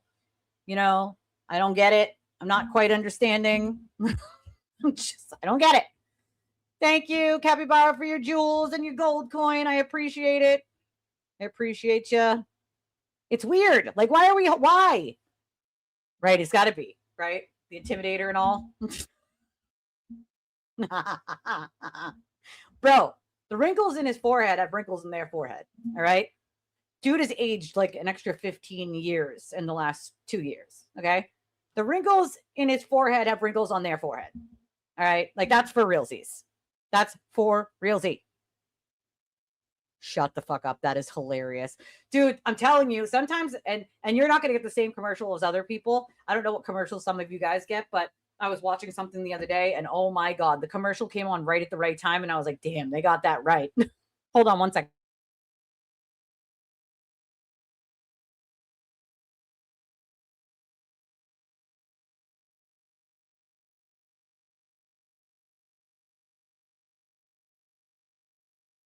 Hold on one second, guys. My sister's dropping my contacts off. I got to send the hubby out to grab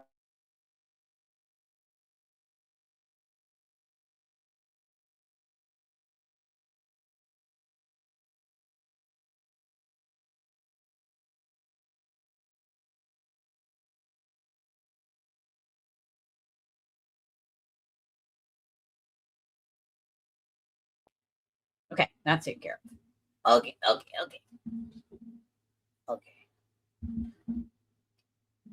It's got to have something in his hand. I mean, I'm just saying, it's kind of creepy. It's kind of creepy. Like, bro, why are we holding? Why? Yeah.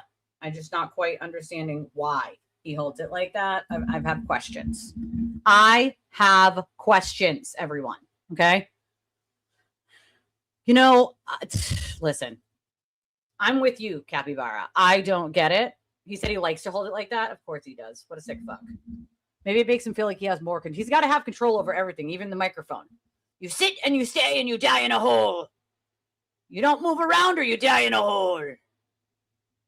Actual viewers or hate viewers, Joy? Which one? You know, which one? Can't understand the mindset of anyone who watch him saying stuff like this every single week and not event. I don't know how it's not an instant repulse when they realize that it's just like constant liabilities, like incurable liabilities constantly. Oh my God, that's fucking hilarious. That is, and not without looking down Space Coast, you're like, that's right. Yep. Even Sapphire is like, yep, you're taking me on a walk, but this is good shit. They nailed it. They got this. We know. We fucking know. We know. Oh, actually, the temp dropped here too because of the rain. It's going to rain the next couple days here. So it's just like one of those days too where you just feel extra like crampy and yucky like in your bones if you have arthritis and inflammation like I do because it's raining out as well. It's not super fun. I'll tell you that much. It's not super fun. I put the buy me a coffee in our chat in case for those of you who do usually use PayPal with me, buy me a coffee. You can use the same credit debit option there until we figure out how fucking long PayPal is going to take to fix my fucking PayPal. For now, this is the only option I have aside from my Cash App, my Venmo, my Chime, and my Revolut. And of course, we appreciate any and all support to the channel as we've been out for a few days and we could definitely use the help. It's probably the only thing T holds that listen, he likes to brag about things that like no one needs to know about, but like, bro, does he forget that there are actual naked pictures of him on the interwebs? Like, sir, we've seen it. Okay. We've seen it. It's red. I think you should get that checked out. But we've seen it. We've seen it unwillingly, but we've seen it. Okay. We've seen it. God damn it. Contacts. Thank you, Jesus. Lord Jesus. And these can get fucking expensive, but I need them to see, right? Because, you know, insurance doesn't cover contacts because they're, quote, cosmetic. Like, fuck you and they're being cosmetic. I need them to fucking see. God damn it. Okay? I need them to see. And yes, I did say it's red. Yep. It's unfortunate that I had to come across those pictures when I did. And they're all very real. And yeah, it's like red. I don't know. He needs to get that shit checked out. That's not normal. Okay? It's the other red meat. It's not cute. Something wrong. It's gonna have to call a doctor. And those pictures are from a few years ago, so I don't even want to know. Like, I'm surprised it hasn't fallen off of his body yet with all the shit he does. Work. So much intensive labor. So we are gonna need, you know, to get the funds for this because it would coupled with the civil trial too. You know, it's gonna be expensive. So I'm not going to jail. I'm not going to be convicted. He's going to jail. Ever. He's going to be convicted because the facts are on my side. And every day that we get closer to trial, man, I am more excited. More delusional. We know. I'm more excited that I'm going to get up there on the stand. He's not getting on the stand. Let's make this very clear. The man's going to plead the fifth. Okay. All right. He's not getting on the stand. It's, you know, you don't plead the fifth per se in a criminal trial. You just don't get on the stand. And so he's not getting on the stand. You know what I mean? Like, you have the right to not get on the stand. In a civil trial, they can use that as a negative inference by you pleading the fifth. You don't essentially plead the fifth in a criminal case. You just don't get on the stand because you have the right to not get on the stand, but don't let him fool you. He's not getting on the fucking stand. He's not getting on the fucking stand. He's not getting on the stand. About the opportunity, because that's what this is. This is an opportunity to tell the world the truth, to take the stand, to finally speak my truth under oath. At my trial, that's where the truth comes out. That's where the whole story gets told. This is going to be on Court TV and Law and Crime and Melanie Little. They're all going to cover this Like, this is going to be the biggest trial. Think all the people who have no idea what they're talking about and just say all the things that I say on repeat, definitely follow them. It's trial of the century. I'm more important than Karen Reed. I'm amazing. I'm awesome. It's so important. All the news stations are going to cover it. Like, he doesn't even believe that. Stop it. It's like he's trying to convince himself almost. Your trial is not the trial of the century. Nobody gives a fuck whether you go to jail or not, other than the people who have been victimized by you. So we think you should go to jail because you're just a piece of shit, right? And you've committed crimes, and then you've hurt innocent people to hide your own crimes and bad behavior. So yes, we think you should go to jail, but most people don't really give a shit one way or another whether you go to jail. You answer questions. You don't get to tell a story, sir. There's no narrative telling. There's no storytelling. They ask you questions. You answer questions. That's how that works. And again, that man is not getting on the fucking stand to answer any goddamn questions. Okay? He is not getting on the fucking stand. Let's be honest here. Okay? Like, come on. Yeah, we talk about this all the time, how he was the main first person to be paid $5,000 to write the hit piece on you and talk about you, which then led to you having to deal with manufactured false charges that they used his blogs as some sort of evidence that things actually happened. Wowza. Fucking wowza. You know what I mean? Wowza. Yeah, but you know what? I wouldn't take a trial if I don't have to either. It was dismissed ultimately anyway. So, like, it just goes to show, like, how many people is he going to write his fucking blogs that smell like wet socks and broken dreams to, right? And lie incessantly. And then he gets up there trying to convince the world that his case is the case of the century. Your First Amendment is not going to exist if he's found guilty, but he's not going to be found guilty, and he's not going to go to jail, and he's never going to lose ever, ever, ever. Like, bro, sir, unless you can hold the microphone, unless you can hold it, I might appreciate that. For as much as he doesn't like women, they should have one question. I know, right? I feel like, just give me one question. He won't even answer my phone calls. He's such a bitch. I don't know what that means. Who's a war pig? I don't know what a war pig is. People still believe his poorly written BS. It literally, they do. It's wild to me. It's like, bro, does anybody do any research these days? Does anybody realize that he contradicts himself almost daily? Like, come on. Who's coming back to testify? Here's the people that will be guaranteed to testify. Nobody's guaranteed at my trial if it goes to trial. He isn't preparing for a criminal trial. Sure. He's producing a season finale. In his version, pretty much, Court TV and Law and Crime broadcast a circus. They're not gonna. He hauls in every familiar face from the Karen Reed universe, puts the entire murder investigation on trial, calls 100 supporters to swear he's a great leader, proves the people he targeted were actually murderers, exposes every judge as a government hack, and takes the stand to deliver his truth. Headlines, entertainment, fundraising, legal relevance, almost completely absent. That's the fatal flaw in almost everything he's selling. He's preparing to win an argument the court probably won't let him make, while continuing to provide prosecutors evidence for the argument the jury will actually decide. Correct. The Commonwealth is watching. The civil lawyers are watching. At minimum, any competent lawyer on either side has every reason to preserve what he broadcasts. Yep. They don't even have to watch live. He records it for them.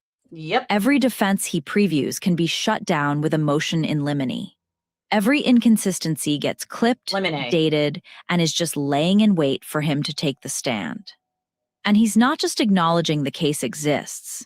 He's identifying intended witnesses. The two people that we're guaranteed to call the defense: Turtle Boy, me, and Michael Proctor. We're calling Proctor. What world does he live in? We've already said that. Bettero has said that. Is he fucking okay, bro?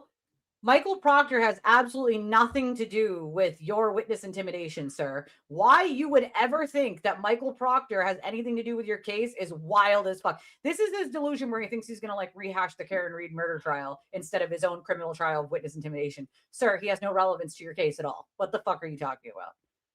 Yeah, no, she started ghosting him back in September. She hasn't fucking responded to any message, email, whatever, I'm told, of his since he wiretapped her and then denied it and denied it some more and denied it some more until ultimately it was released. And it was released in clips because he was trying to make her look bad. So he released them in clips on a Proton email to Jess Machado. And of course, Jess was like, oh, I don't know where these came from, even though Aiden was like, yep, I'm sending them to you. I need you to play this part. It was a whole shit show. Rogan ain't gonna Rogan doesn't give a fuck about a sewer turtle, bro. He's delusional. Out loud, we will be Delusion. calling Michael Proctor to the stand. Recruiting supporters to volunteer as witnesses No, he's and not. telling them what to say. If you were at the rolling rally, Yeah, that's not how it okay, works. I don't have everyone's name who was at the rolling rally. Every single person who was at the rolling rally is a potential witness in this trial. So if you They're attended also a any of the rolling potential rally, criminal and please reach defendant. out to me. And Do not. If you were at that rolling rally, if you were smart, you would not reach out to him because they could then charge you with a crime. Since he doesn't have all of your names, common sense would say, do not do it unless you want to be subpoenaed and have to tell the truth under oath and subject yourself to charges of your own. Okay? The smart thing to do would be say nothing. And if somehow they do get your name, you then yourself do not answer any questions and plead the fifth yourself so you don't incriminate yourself. But definitely take a sewer turtle's, definitely call him, let him know who you are, let his lawyer subpoena you, do all that things, I know you were. I know. I know you were. It's because Aiden made those. Wait till Joe Rogan finds out about this. Wait till Trump finds out about this. He made those ridiculous statements as if Joe Rogan or Trump give a fuck about him. It was quite amusing, actually. you would like to testify or would be willing to testify at trial about what you saw on that day, because we're painting the whole picture. He's previewing cross-examinations. So like, I'm going to have to explain this on the stand.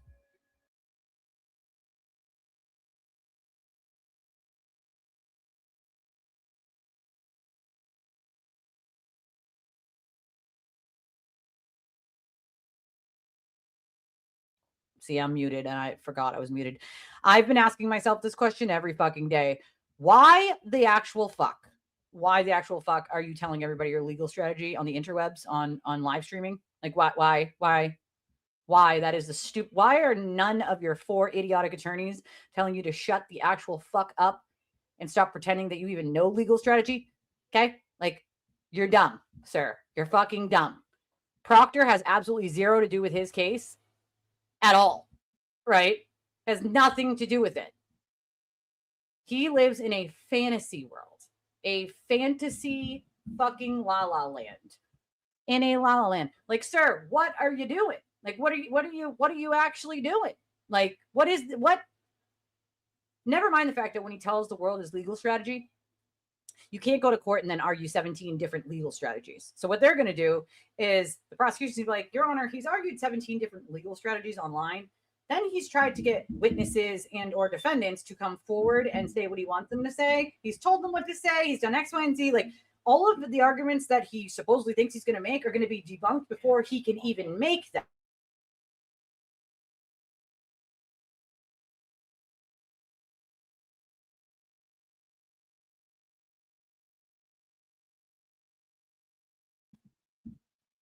Sorry, my little popped in. Like, Proctor has nothing to do, right? Help him, give him all your information and your money. Do it. Do it. Nan, they're asking you how you're feeling, darling. How you doing? They missed you. I know, and I do thank all of you for sending emails while I was out. I did appreciate them while I was sick, and I did not assume that a infusion would take me out the way it did. But again, the doctor said that means that it's helping. That means that the antibodies and the infusion itself is targeting all the inflammation in my body, doing all the damage to my heart and organs and joints and all that shit. So, you're sick too? Girl, we're just a pair, aren't we? I've been out for friggin' like 5 days. We're just a pair. We're just a hot mess. Just a hot, beautiful disaster. They're bad strategies. All of his strategies are bad. I don't know why he tells people on the interwebs what they are, but they're terrible and non-winning strategies anyway. Probably. They can't deny. They need to be charged too. I can't be the only one. Can't be the only one. We are. We're just a beautiful disaster. And I'm sending you all the love and all the hugs. Believe me, I feel you. I barely was able to get out of bed the last couple of days. The exhaustion and the pain is real, but the doctor assures me that that means that the infusion's working and it's targeting the inflammation that's taking over my body. So I guess that's a good thing. Even though it doesn't feel good, that means it's working, and I shall take the doctor's advice. Although I will tell you guys, I did miss all of you. Being back for my first day today after Sunday, like I was not anticipating being out that long, and I missed all of you. So there is that. Okay. Oh, definitely quick recovery. There's also a strep throat going around that my whole family got that lasts extra long and is like med resistant to like penicillin. You might need a different med if it doesn't get better. So if you have that, or the cough that my little had, that lasts like 2 weeks. The cough. And the or the doctor said it could last up to a month, but it's been 2 weeks. Just sort of getting rid of the last bit of it now. But the strep throat essentially is being passed back and forth between the kids, and the kids are passing it back and forth between the adults. And so the amoxicillin, actually, everyone had a whole round of it and it didn't work. Had to go back and get an augmentin. So if you don't feel better after like 48 hours of taking like amoxicillin, I would call the doctor and be like, augmentin, please, because it's not doing anything. Yeah, the cough is bad. My little still has like the last remnants of it, and it's still like hacky, you know? It's like few and far between now, but it's very like deep and hacky, you know? Deep and hacky. Yeah, it's not working. It's not. She had to get augmentin, my sister, and then she took the kids back to the doctor today. I don't know if they ended up replacing the kids with augmentin too, but I would assume so, because it's been a whole week after strep and the amoxicillin hasn't helped any. So yeah, but Nan has the receipts for that, and so she's covered, you know. Thank you, Joy. Yeah, Nan's sick too. We're just a bunch of beautiful disasters over here, right? Oh, thank you, Tracy, for your jewels and your finger heart. I appreciate that. Thank you so much. I love those little jewels when they pop up. To like Cosgrove. Why'd you say this? Why'd you say that you were her daddy? Well, it's You're a a thing. fucking weirdo. I call Weirdo. myself daddy. Why do you do that? Well, You're a weirdo. honestly, Weirdo. it's kind of sexual. Ew. What do you mean sexual? Ew. Some bitches like to call me daddy. Announcing he'll accuse the named victims in his case of murder, attacking the judges. Judges don't like him. They don't like me either. Why? Because they're government hacks. That's what they are, all of them. They're all appointed by governors and confirmed by governors' councils. Yep. Who are elected Ask him for and the augmentin, my by friend. people who don't agree with me politically and all that stuff. Explaining why a jury will Augmentin. save him and assuring everyone he'll never be convicted. Everybody likes me. I challenge any of these people. I'm just going to put a GoPro on me and film all the time when I go around. He challenges, but he won't even return my phone call. Amazing. Yeah, I'd asked him for the augmentin, Dan, because that's the only thing that works for my sister. Was the augmentin. After she got that, she started to feel a little bit better. Same thing with my mom. But it's that weird strain of strep throat that like the Cillins aren't working on it. So that's what I would tell them that your friend and her whole family has the same thing. And it's and the doctor did say that they are aware of this version of it going around. It's a nasty version of the strep where the mox isn't doing it. And so they upped it to the augmentin. Oh no, well I have no immune system, but I did have the measles shot, I believe, when I was a kid. So I mean, I don't know. Do you have to get you have to get re-measles shot, or is it just one and done, I think? Right? I don't know if it's like a one and done and you just get one and then you never have to get it again or what. But I'd call them if it doesn't work in 48 hours and be like, listen, I think I need augmentin. Oh, I have a little $10 Cash App. Not going to read your real name because we got to keep all that information private for you guys so you don't get harassed by the sewer turtle. But it's $10 and it says, for appreciation. Well, thank you, and I appreciate you, my friend. Thank you so much for your $10 Cash App donation to the channel, and I appreciate you for donating. That's very kind of you. Thank you. Yep, you know what? I know we need to do I keep getting asked if me and Brian and Nan and Mike will do a show, and I think we got to set it up because I've been asked like a billion times at this point. Oh, you have to get a booster for that? Yeah, see, I didn't know that. Watch, I'm going to end up with measles one day. That's my, and probably chicken. I've already had chicken pox, but hey, why not throw chicken pox on top? You know? I have no immune system, so I just, it doesn't matter what it is. It ends up, you know, and because I'm getting the antibodies now, it kind of like lowers your immune. It's just so you fun. can see a day in my life. It's just fun. And see, and you'll realize I ain't never going to be convicted. Ever. I'll never. Most people with this much legal Never. entanglement would just shut the fuck up. Fuck up. Carney is Shit. handing prosecutors and opposing counsel front row seats to a full dress rehearsal of He his sure fever is. dream of a trial strategy. Yep. I can't wait to get on the stand. The possibilities here He's not getting on the stand. are endless. It's like what's he?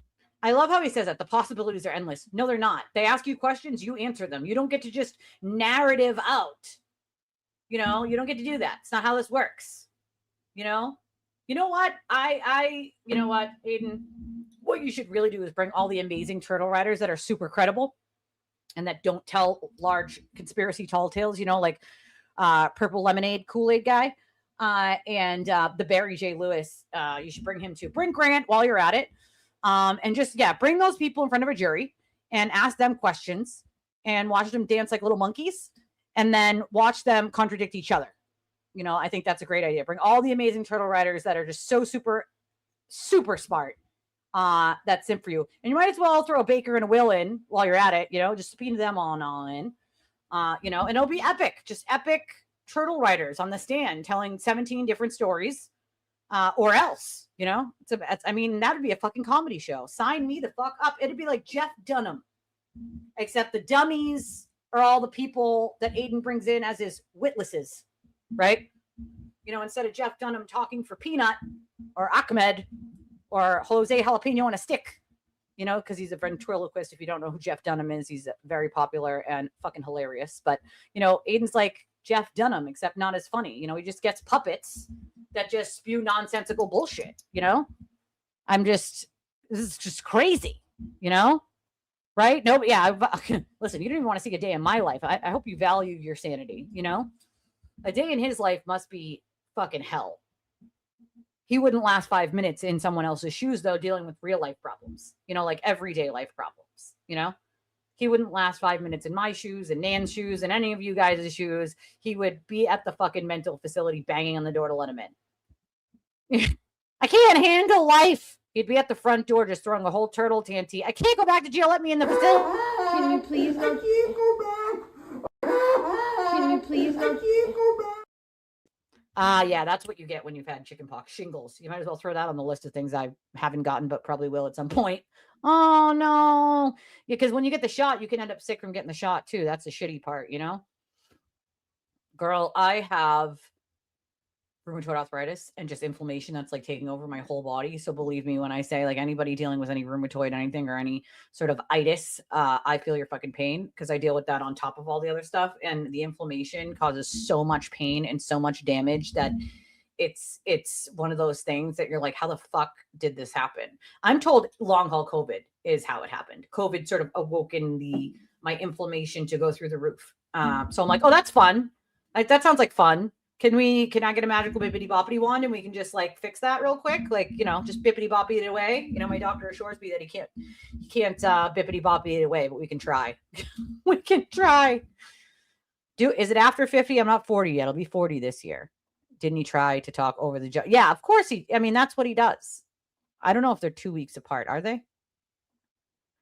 I have a long list of things. Fibromyalgia, MS, rheumatoid arthritis, inflammation, massive inflammation in my joints, doing damage to my things like my heart. I have myocarditis, I have tinnitus, like psoriasis, which is extremely painful and itchy as fuck. It's on my scalp, it's on my legs. I never had any of this. I have liver problems. I have to have gallbladder issues. I was born with the liver stuff, and that's the only stuff that I had previous to COVID. And then after I had COVID, a whole slew of autoimmune issues like the fibromyalgia and then the arthritis and then the inflammation that just worked its way through my joints all the way into where my heart is and caused that inflammation in the muscles of my heart, has caused havoc every fucking where. Jeff Foxworthy. Dude is hilarious.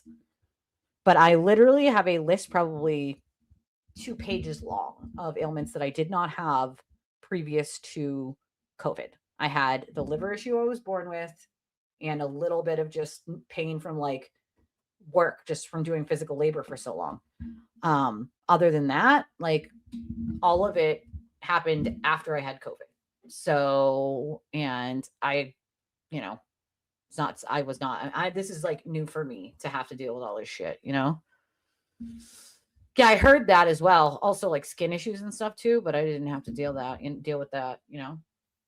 His attorneys are not letting him on the stand. As an attorney, you know, Joy, you're never letting this guy on the fucking stand. I'm not. If I'm his attorney, I'm not letting him on the stand. It would be disastrous. Disastrous. There is no chance I would let him on the stand, right? He's not getting on that fucking stand. You know, I've thought about that too. If he's such a narcissist that he will just ignore it and do it anyway, but I don't think he will. I think in that aspect, I think he'll not get on the stand because in no stretch of the imagination is that not going to be an epic disaster for him, you know? Let's hope so, my friend. I'll cross my fingers for you that it's not autoimmune because autoimmune is a bitch, you know? You know, I did tell my husband I would trade him in for a newer model if he didn't behave the other day. So, I mean, I usually tell him that when he's just being silly. I'm like, okay, well, sir, take your sarcasm and shove it because I will trade you in for a newer model. The last time I said that to him, I don't know, like a month ago, he was like, I would trade me in for a newer model too. Fun fact, my husband's younger than me, so I'm not trading him in for a newer model. I was just kidding. One time I told him that when he gets old, if he doesn't knock it off, I'm going to put him in his wheelchair in front of the window so he can watch Squirrels Gone Wild if he doesn't knock it the fuck off. But I will cross my fingers for you, my friend, because believe me when I say I totally understand. And again, emails are always open for anyone. Like you're not alone. You're not alone. Believe me. The skin burning, I have that.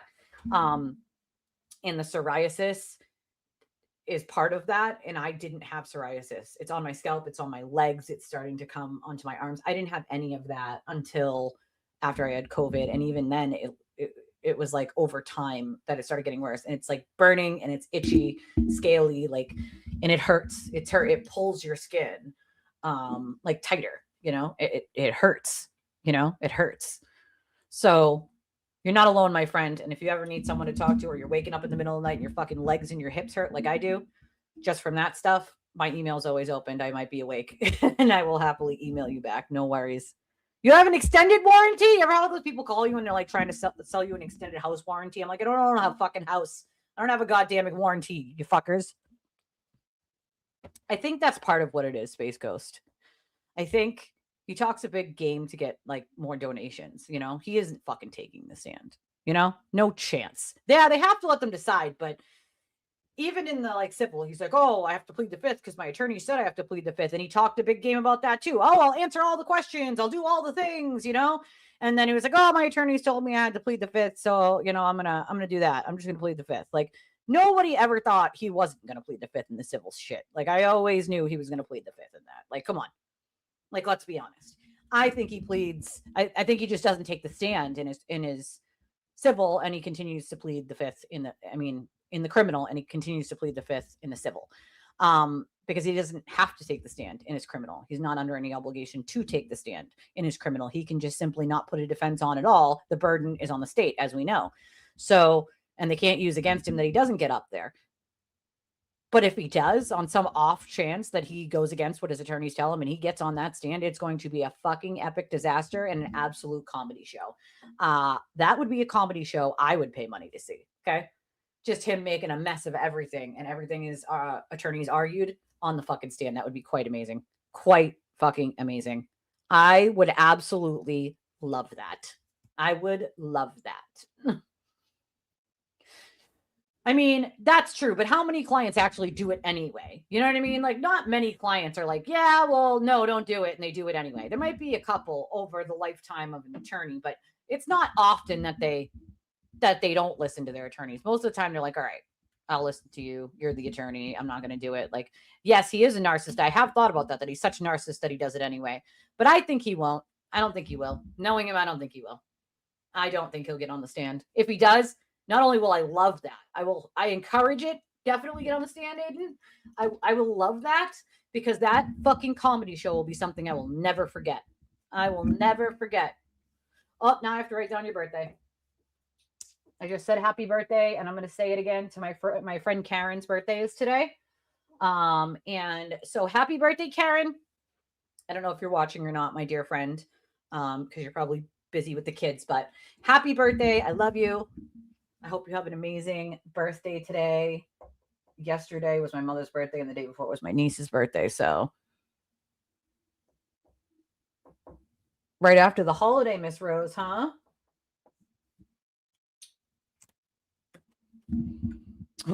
We should do a poll. That's actually a good idea. Let's do a poll.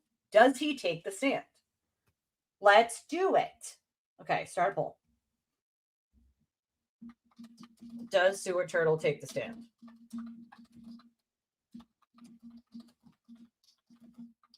In his criminal case. I'll make it so people know. In his criminal case.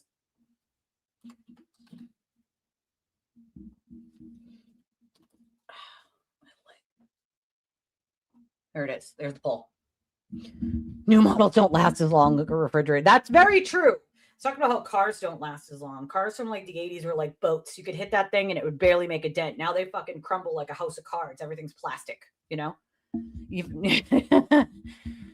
Shit lasted forever back then. It was more expensive to make, but it was made better. Nowadays, shit's just horrible, you know? It's not made well. That's for damn sure. He is a coward. I agree with Marsha. He's a coward, you know? Ooh, I've done the oatmeal bath. It feels good, but for what I got going on, it doesn't like, yes, it eases it while you're in the bath. It does help.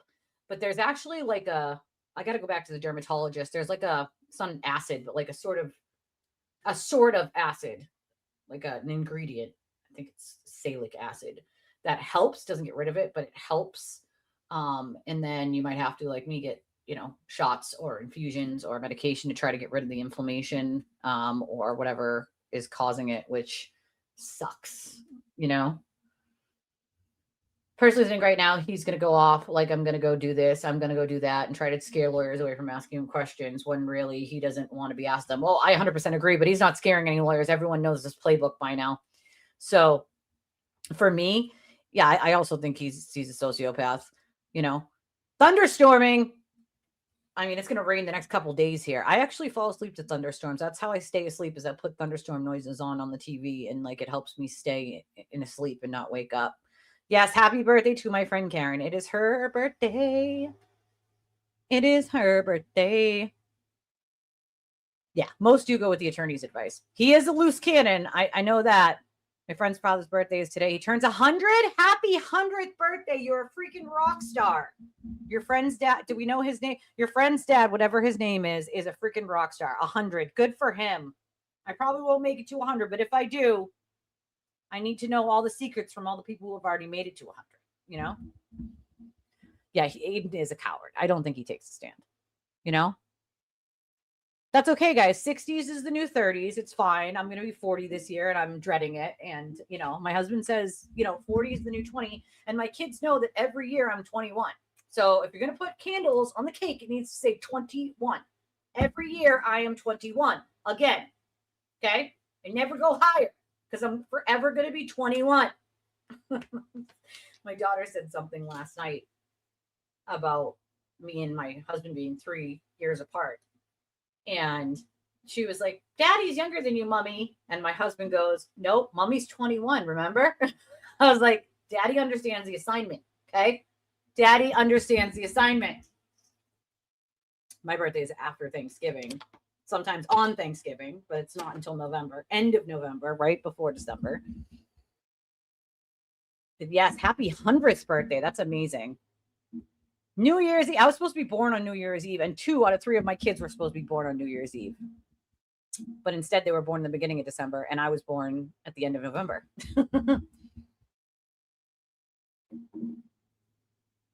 He's already putting it on his attorneys if he doesn't take the stand. Well, that's what he's going to say is, my attorneys have advised me not to. I really wanted to, but they told me not to, so I have to take their advice. I mean, it's the same, you know, spiel he's used a bunch of times over where he's like, oh, it's their fault, guys. It's their fault, you know? It's their fault. Charles, happy freaking 100th birthday. And the fact that you golf several times a week, sir, you are the goddamn MVP. You, sir, are the GOAT.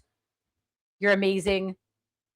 I hope that when I get to 100, I am as spry as you, sir. Happy birthday to Charles. Happy birthday to your amazing milestone of 100. We would like to keep you on this earth for another 100 more, sir. Cheers, my friend. Cheers. Cheers, Charles. Cheers. You got to send him the clip. We send a happy birthday to Charles. That's amazing. 100 years old. You are a freaking rock star, sir. A goat trophy. I like goat trophies. Thank you, Capybara. I appreciate your jewels and the goat trophy. I mean, I was like, Aiden, we would just talk about how amazing I am all the time. Right? I'm the GOAT. I'm amazing. I'm awesome. I'm awesomest. I'm awesomer. Your judgeness. You can't ask me questions. I have to be able to tell my story, your judgeness. I object, Your Honor. I object to this line of questioning. Sir, you're not the attorney. I don't care. It's my trial. This is how it works in Turtle Land. I object. See, the turtle riders are now objecting from their seats in the gallery. They think you're corrupt. I don't like this line of questioning. You're going to need to take yourself off the bench, Your Honor, because that's how it works in Turtle Land. I object, Your Judgeness. Sewer Turtle said you are corrupt. Recuse yourself. Get off the bench. You can't ask the Sewer Turtle those questions. You can't do that. Ooh, a Sunday. Now you're just making me hungry. Ooh, Sunday. I like Sundays. Thank you, Rose. All right, back to the Shenannies. Back to the Shenannies. What are you going to say? Picture Cosgrove cross-examining me. I got news for you. Hilarious. You don't have Hilarious. to picture it. It's going to happen. It's going to be on Okay. TV. You're We'll going to see. see this on TV in like 3 months. 4 Okay. months, actually. Like, it's a Christmas present. Like, It will be an amazing Christmas present and a birthday present, as a matter of fact. It'll be a late birthday present for me, but it'll be amazing. He thinks that like every news channel from here to Kalamazoo is going to cover it. You know, I'm going to be on channel 7, 5, 25, 32, WB56. It's 10 o'clock. Do you know where your children are? You guys remember that commercial? WB56. I can't. I haven't laughed in a few days, Rachel, since I've been here, you know? I haven't laughed like this. I you know, need you guys sometimes to get some good chuckles. I changed my yes vote to no now. He's going to put it on the attorney that he can't testify. Yeah, I mean, I agree. He is going to be like, well, they told me not to, so I got to listen to my attorneys. I got to. They told me not to. And it's like, cool. Why didn't you listen to your attorneys when they told you ultimately to shut the actual fuck up on the interwebs, sir? Anybody's decent attorney would say, Aiden, you got to stop talking about your case. You're doing more damage to it. Like, we can't help you. Nan, you still here? I need to know what you think of Bradle's ridiculous, nonsensical motion. I mean, I'm going to guess what you think about this ridiculous, nonsensical motion of he asks the court to apply a law that isn't even a law yet to something that it wouldn't even apply to, even if it was a law. And it's a delay tactic, obviously, because there's zero chance in real life that any judge is going to entertain that. And there's no chance that a judge is going to entertain pushing it off in a stay on going through his device for 45 to 60 days when the judge has been very clear that this is happening in the first week of December. He's not putting it off any, you know? I don't think any mainstream media is going to cover it. That's my point. We're going to cover it because it's going to be a fucking comedy show to watch him epically fail. You might cry about chicken nuggets on the stand. They made me bring them for 2 for $20. Bettero said I had to take him for dinner every time he was here. And I'm cheap, so I wanted him to buy the chicken nugs. And they were on the 2 for $20 meal. Chili's baby back bitch barbecue sauce. Imagine if he sang that to the judge. They said I'm a Chili's baby back bitch barbecue sauce, Your Honor. This is out of line. Twisted's mean. She's so mean. She shows that embarrassing clip of me throwing a turtle tanty on the floor. Can you please go? I can't go back. Can you please go? I can't go back. Subpoena her in here. Ask her why she called me. Ask her why she called me a baby back bitch. I'm sure they did. If they didn't, they're just even more incompetent than I think that they are, and ethically challenged than I thought that they were. They're definitely ethically challenged, for sure, already, previous to even him. But the self-respect that they don't have at this point, most attorneys I know would have dropped him as a client a while ago, because they cannot possibly keep up with the lies that he tells, and he destroys his own defense so often that there's nothing left to defend. There's nothing left that they can defend. So it's like, the fuck? What the actual fuck? Like, what in the actual fuck? Also, fun fact, we are going to have a special Saturday show. I know I don't usually work Saturdays, but because I was out for so many days and down for the count, I am going to do a show tomorrow, probably around noontime my time, so Eastern time. So just wanted to remind y'all that that's what we're doing, in case y'all didn't know.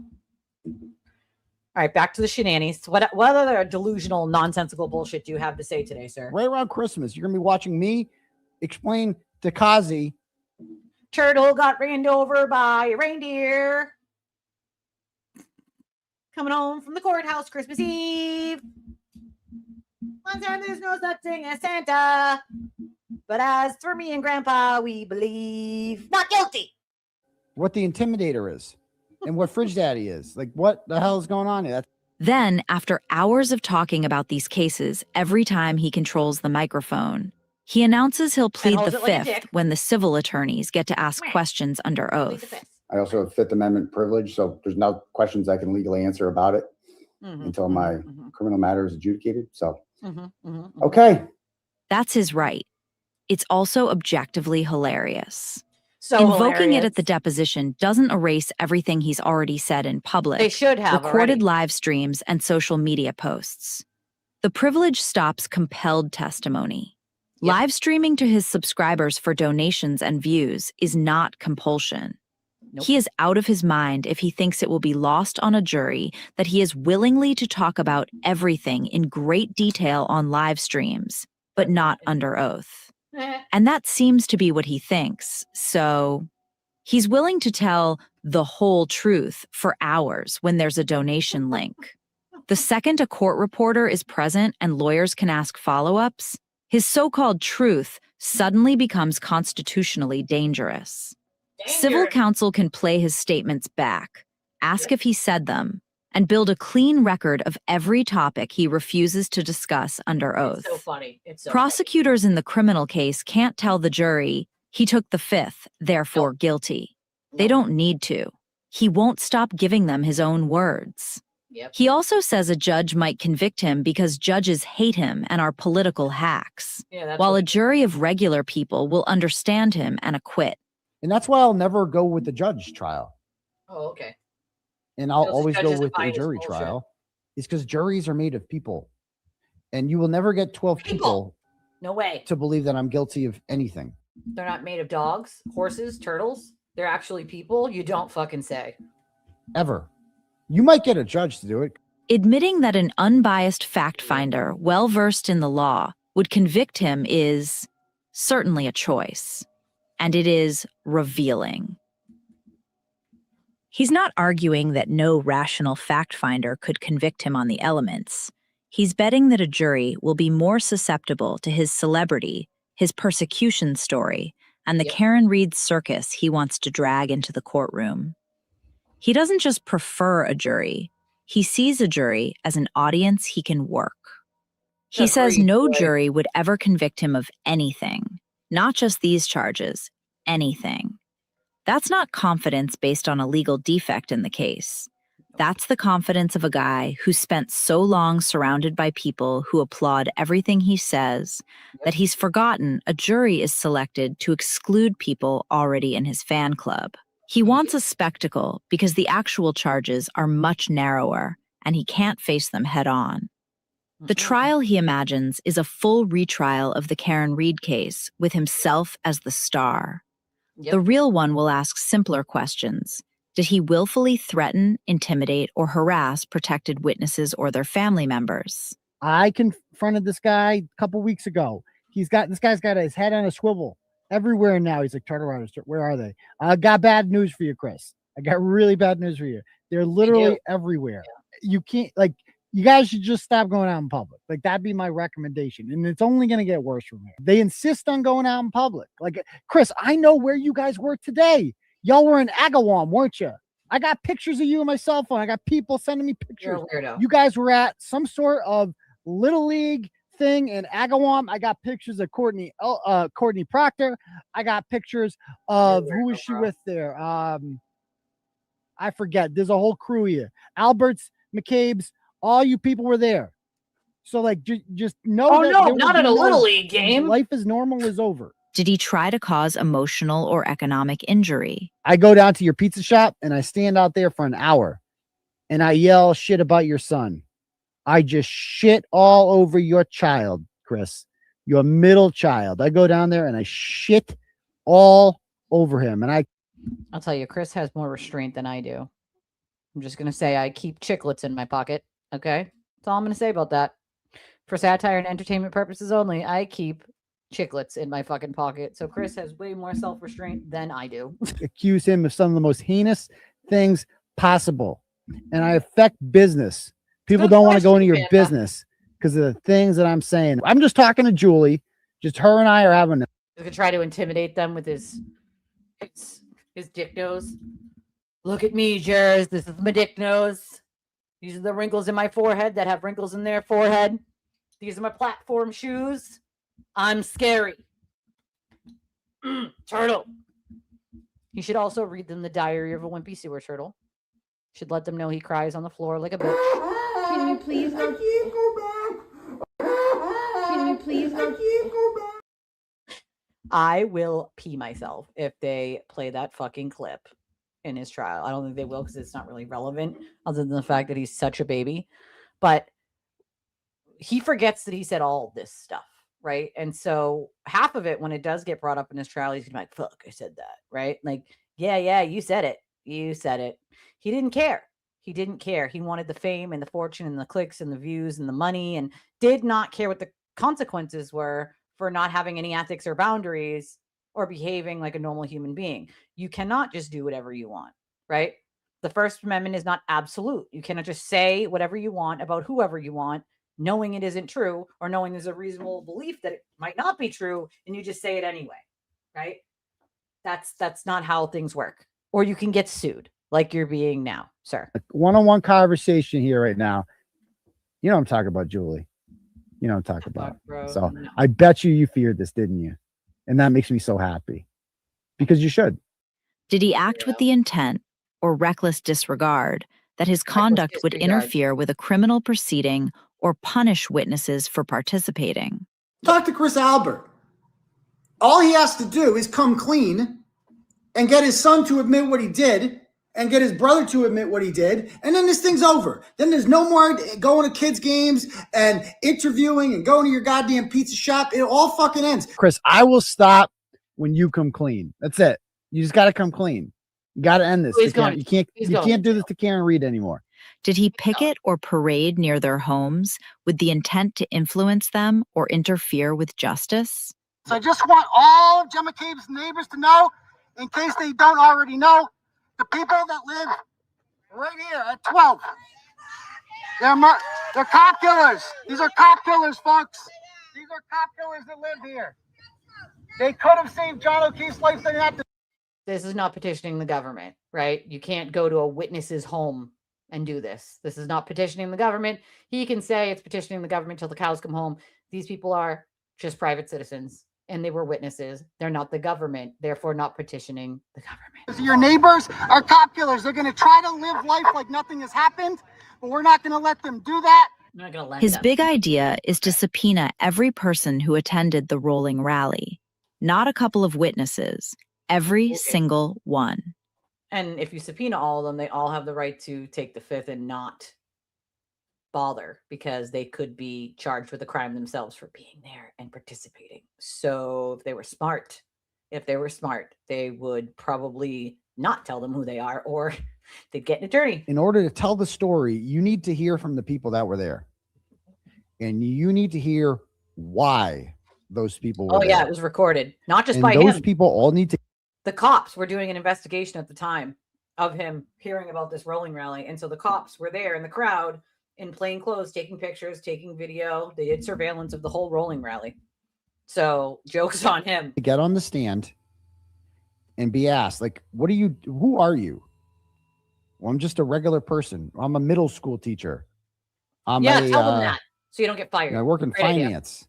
Great idea. Do that. So you don't get fired at your job. I'm retired. I've lived in town for 30 years, and I'm a nurse. Idiot. We have a nurse testifying. Yeah. right? Okay. Do that. Oh, I'm just an activist. Like, I'm heavily involved in town politics.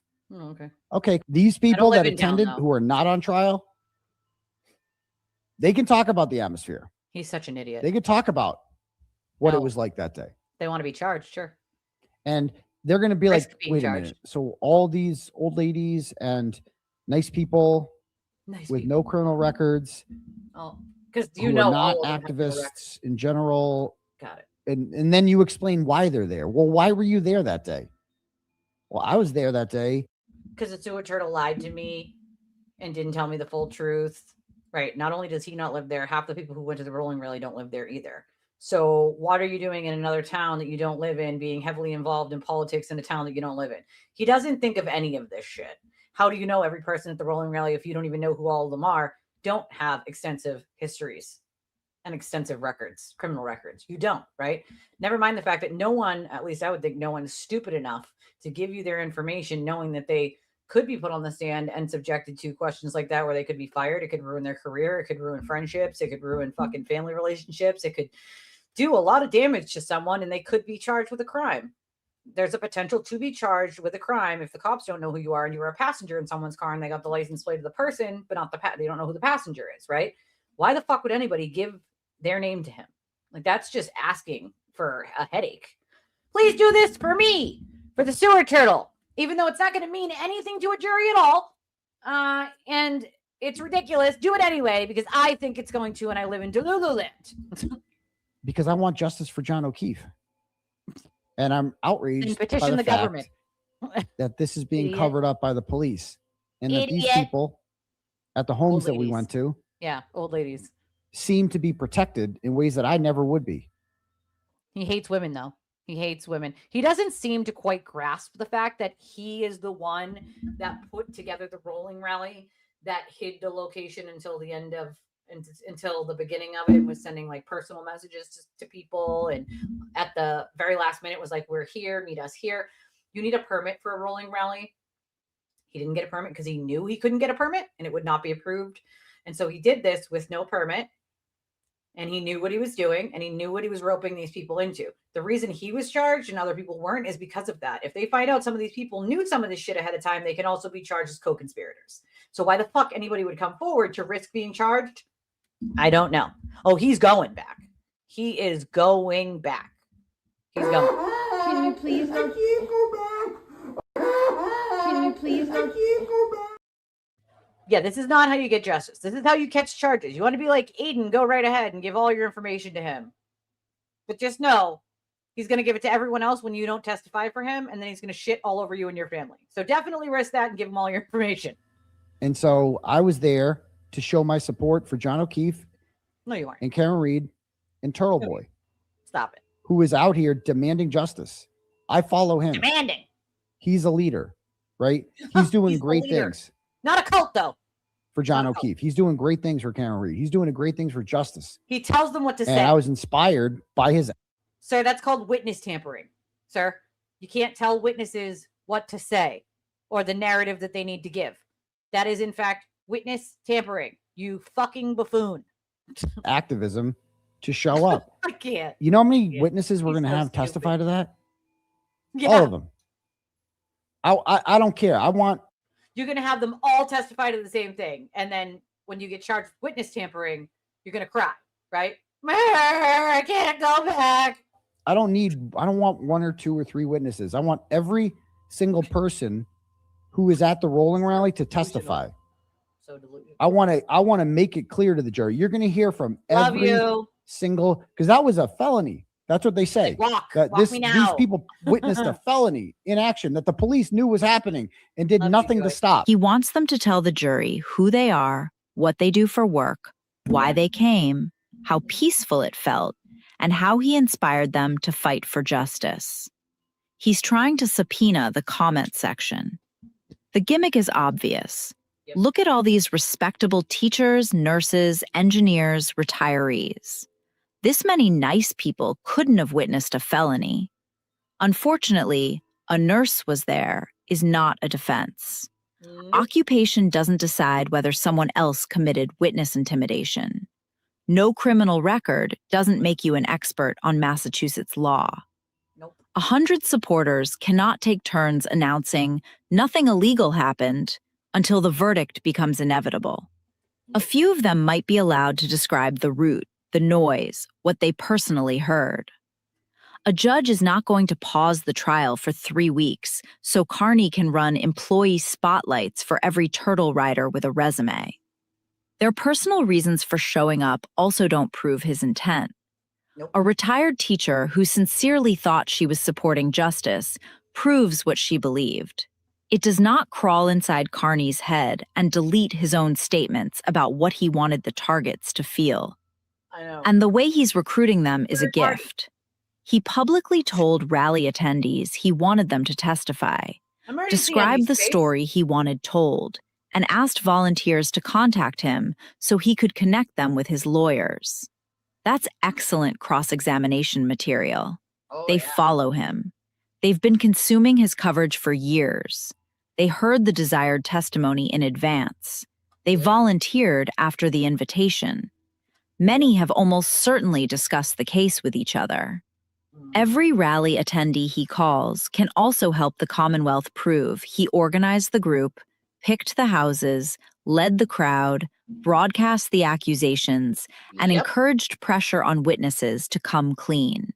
His human shields could easily become the prosecution's sword and offer corroboration for the allegations laid out in the charges. I love that for him. The whole thing is recorded and uploaded, so it's almost inevitable that they will be or otherwise impeached as biased liars.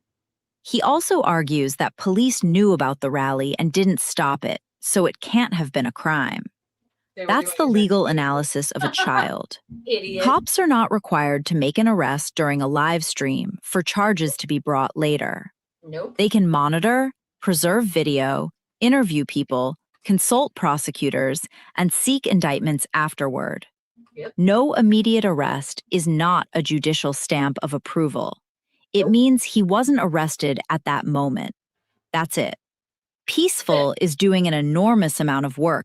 They're also allowed to do an investigation, just like when they send someone to do a controlled buy of drugs, they don't arrest you right there on the spot. They might do 50 controlled buys over a 3-year period, or they might do 5 in a 5-month period, right? They don't arrest you after the first controlled buy. They're building a case, right? So his argument of like, oh, the cops watched us do it and didn't do anything, therefore it's not a crime, is like ridiculous. Like if he's even going to attempt that argument, it's ridiculous. I don't think his attorneys would even attempt that argument because it's so fucking stupid. And the judge would laugh them out of the courtroom. That's not how it works. They're allowed to do an investigation and collect evidence in that investigation, which included the rolling rally, watching the rolling rally, getting evidence of the rolling rally, taking video, taking picture, right? I know, right? His hatred must be like through the fucking roof. So he cries and whines like, oh, they didn't arrest me on the spot, therefore it's not a crime. And that's not how it works. They can send a summons to you later on for a crime they think you committed. That happens all the fucking time in Massachusetts and in every other fucking state. So the thought of like, well, they didn't arrest me right there, so it wasn't a crime. Or they didn't arrest me right there, so they're just trying to shut me up is ridiculous and nonsensical if you actually know the law and you know how shit works. Turtle riders might buy it because they don't do any research. And they don't know how the court system works or investigations or any of it. Or they expect that if it works one way for one thing, that it has to work that same way for every other thing. And that's just not how it works at all. In his defense, nobody got punched. People laughed. Therefore, no intimidation. The statutes don't require a street fight. They cover direct and indirect intimidation and harassment, attempts to cause emotional or economic injury, and conduct done with the intent or reckless disregard that it might interfere with or retaliate against protected witnesses. Residential picketing with the prohibited intent is specifically addressed. Yep. First Amendment arguments can be real. Political speech and criticism of government are protected. The Commonwealth still has to prove the charged conduct crossed the line, count by count. But free speech is not a coupon for harassing witnesses.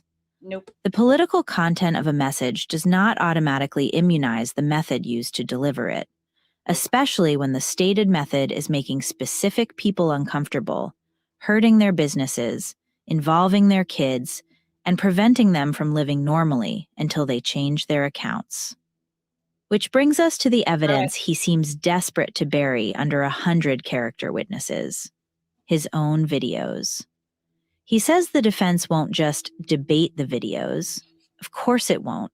The videos are devastating. Oh, he definitely. In his own broadcasts, face clearly visible, he has said things. You know, we're not going to allow you, Jen, to live a normal life. And I affect business. I will stop when you come clean. You don't get to just going to your kids' games uninterrupted.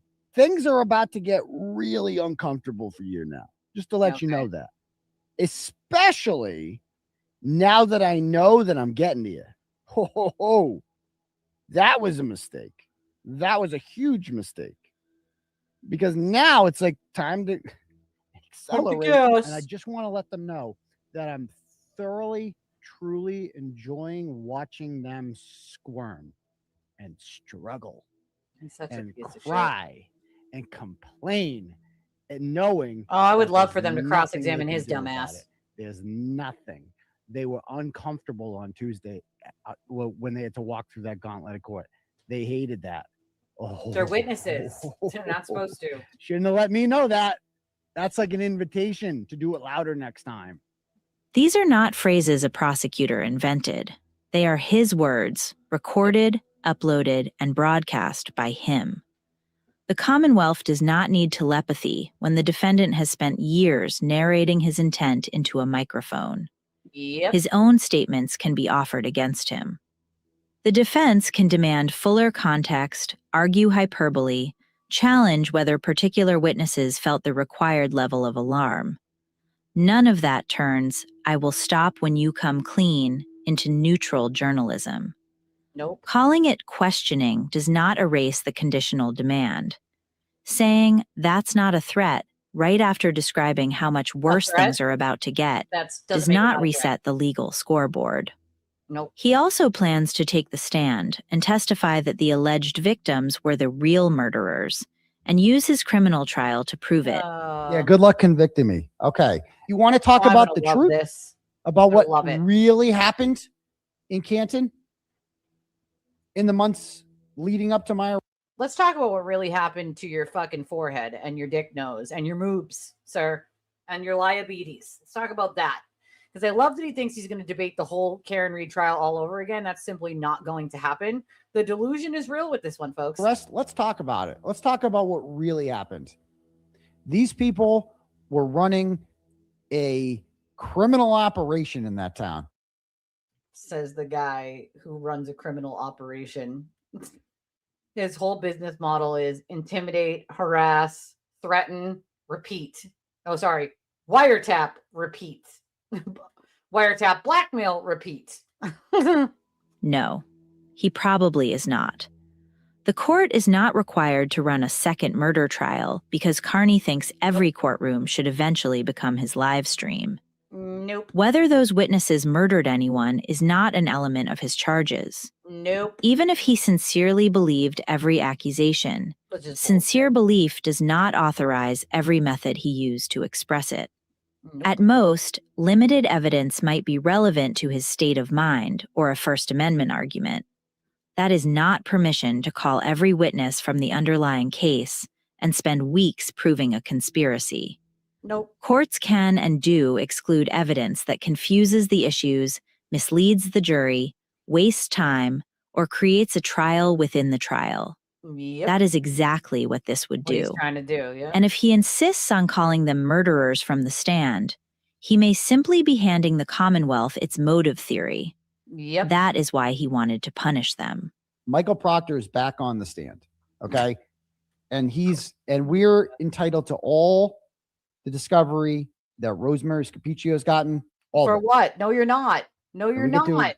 We'll see what we can question him about. He's not entitled to all of the things that Rosemary got for her client. That's not how it works, dude. Also, Proctor has nothing to do with your witness intimidation charges, sir. Nothing. His live stream. You mean live scream? Because that's mostly what he's doing half the time, is screaming into a microphone that he holds like a dick, complaining about how everyone else is the problem. Michael Proctor is fan service, not a defense. Nope. A Proctor-related count was dismissed for insufficient evidence of the required intent. That was a long That time. ruling applies to that count. That's it is it. not an acquittal on the remaining charges and Nope. does not prove the rest of the case was fabricated. Nope. Unless his lawyers can tie Proctor to a material issue in a surviving count, much of what Carney wants to ask will be excluded as irrelevant or collateral. Yep. His excitement isn't about legal necessity. Nope. It's about headlines. Yep. Content strategy, not trial strategy. Nope.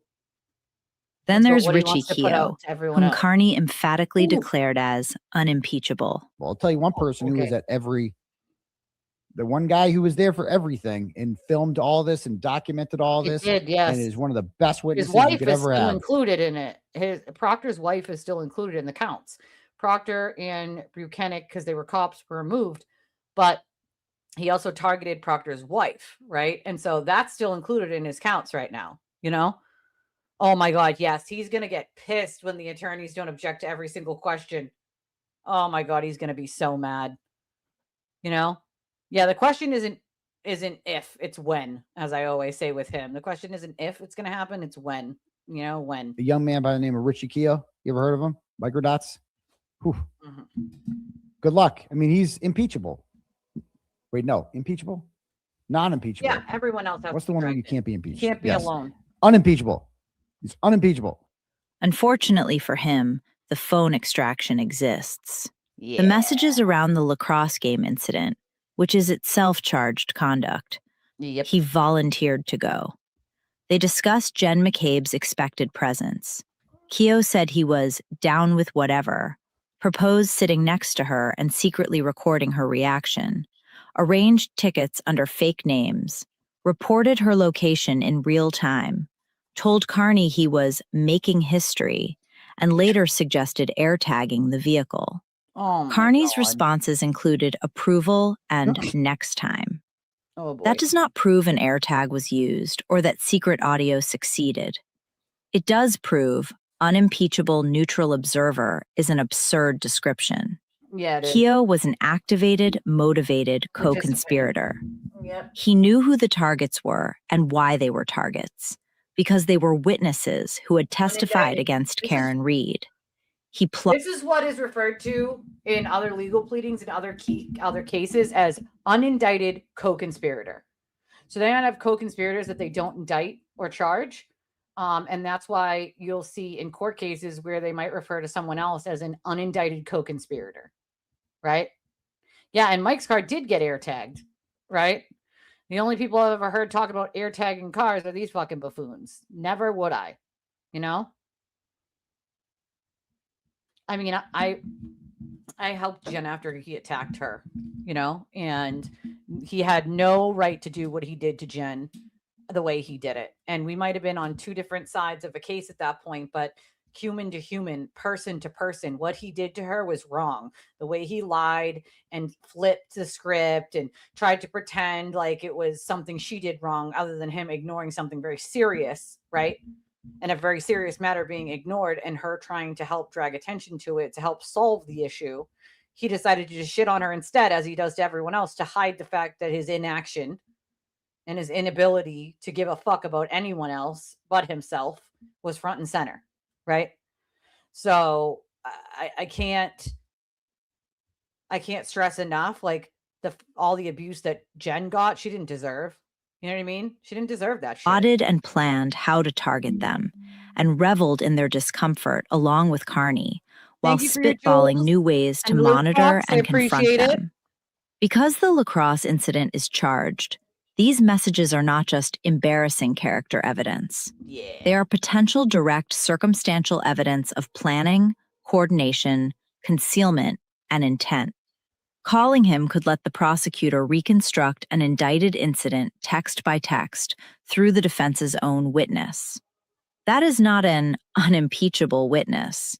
That is a guided tour through their joint targeting of state's witnesses in a murder case. Taking the stand may be the worst part of the plan. Carney is painting it as the moment he finally gets to tell his truth. What it actually is the moment he finally gets questioned and faces a head-on collision with all his prior statements.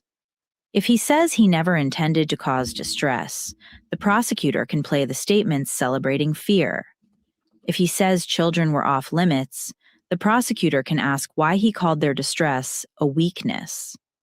And how is he going to explain targeting literal children away as journalism or legitimate activism? You're going to get the whole fucking deal now. All of it. Allie McCabe, she can get it too. They can all get it. We've left the second generation out of this for a bit. That's over. If he claims he never intended to make people afraid, the prosecutor plays all of this. I'm just so sick of the people being like, oh, maybe we should ease up on Jen McCabe. Maybe we shouldn't, actually. Maybe we should increase it. That's what we should do. Maybe I haven't seen Jen McCabe since the lacrosse incident, and she needs to be reminded who her daddy is. So there will be no peace. There will be no justice, no peace. You understand that, motherfucker? You want to keep going to your daughter's games. She's really upset about the way this is affecting her kids. Again, another weakness. Thank you, Jen, for highlighting that. So I know when the next game is for Canton High School lacrosse. I'll just put it that way. Okay? Karen Reed would like to be free too, but you can't. So the second Chris Albert does the right thing, this shit ends. It ends. If he tries to paint the lacrosse incident as ordinary journalism, he's going to have to explain the fake names, the proposed secret recording, the live updates, and the approval of future tracking. If he says he never intended to change anyone's conduct, how will he possibly explain why he said everything would stop when they came clean? If the videos were just exaggerated entertainment, the jury is going to be left to wonder why the performance they are watching on the stand is suddenly the first one that is sincere. And if he calls the witnesses murderers, the Commonwealth uses the hostility to explain the entire course of conduct, if the court even allows him to do so. Pretty doubtful that he will. He seems to think cross-examination is something that only happens to people he dislikes. It is not. It's going to happen to him if he takes the stand, and to every single one of his witnesses. Quite amazing. He has sold his audience a revenge fantasy in which he subpoenas the entire Turtle Boy extended universe, retries a murder case, humiliates the alleged victims, lines up 100 followers to certify his heroism, and delivers a triumphant speech while the jury realizes he was right about everything. That is not a criminal trial. That the fan fiction of a delusional narcissist desperate for money from his viewers. And almost every piece of it risks strengthening the Commonwealth's case.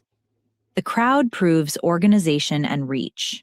The public recruitment of witnesses proves bias and gives the prosecution advance notice. The murder accusations supply motive and retaliation. The live streams contain his own descriptions of the pressure and punishment he intended. His planned testimony may connect all of it. He wants to put the witnesses on trial, the investigators, the judges, the entire Commonwealth. But that is simply not what is going to happen. The court is going to put Aidan Carney on trial. He spent years casting himself as the hero brave enough to expose everyone else. Somewhere along the way, the story changed. The self-appointed journalist became the organizer. The organizer became the pursuer. The pursuer started celebrating the fear, discomfort, and disruption he caused. Now the defendant thinks he can beat the charges by replaying the whole transformation and demanding applause. He did not just live long enough to become the villain. He filmed it. He live streamed it. He monetized it. And 3 months before trial, he is still producing new episodes for the Commonwealth. If you like my... I mean, this is the shit he does. Are we surprised? I don't think we are. You know, as I've been saying, he is royally fucked. He is royally fucked. Yes. So his trial is going to be in Suffolk County because that's where the judge is right now. But I'm not sure if he's going to have a Norfolk County jury or if he's going to decide that he wants a Suffolk County jury. He needs to decide that himself. He's fucked royally. Okay. Royally fucked. Maybe it was Colin Rugg. Maybe it was this guy that reported about Dina. I'm not sure. I have to look later and see who it is. But I have much more for you guys tomorrow. I have a game we're going to play tomorrow.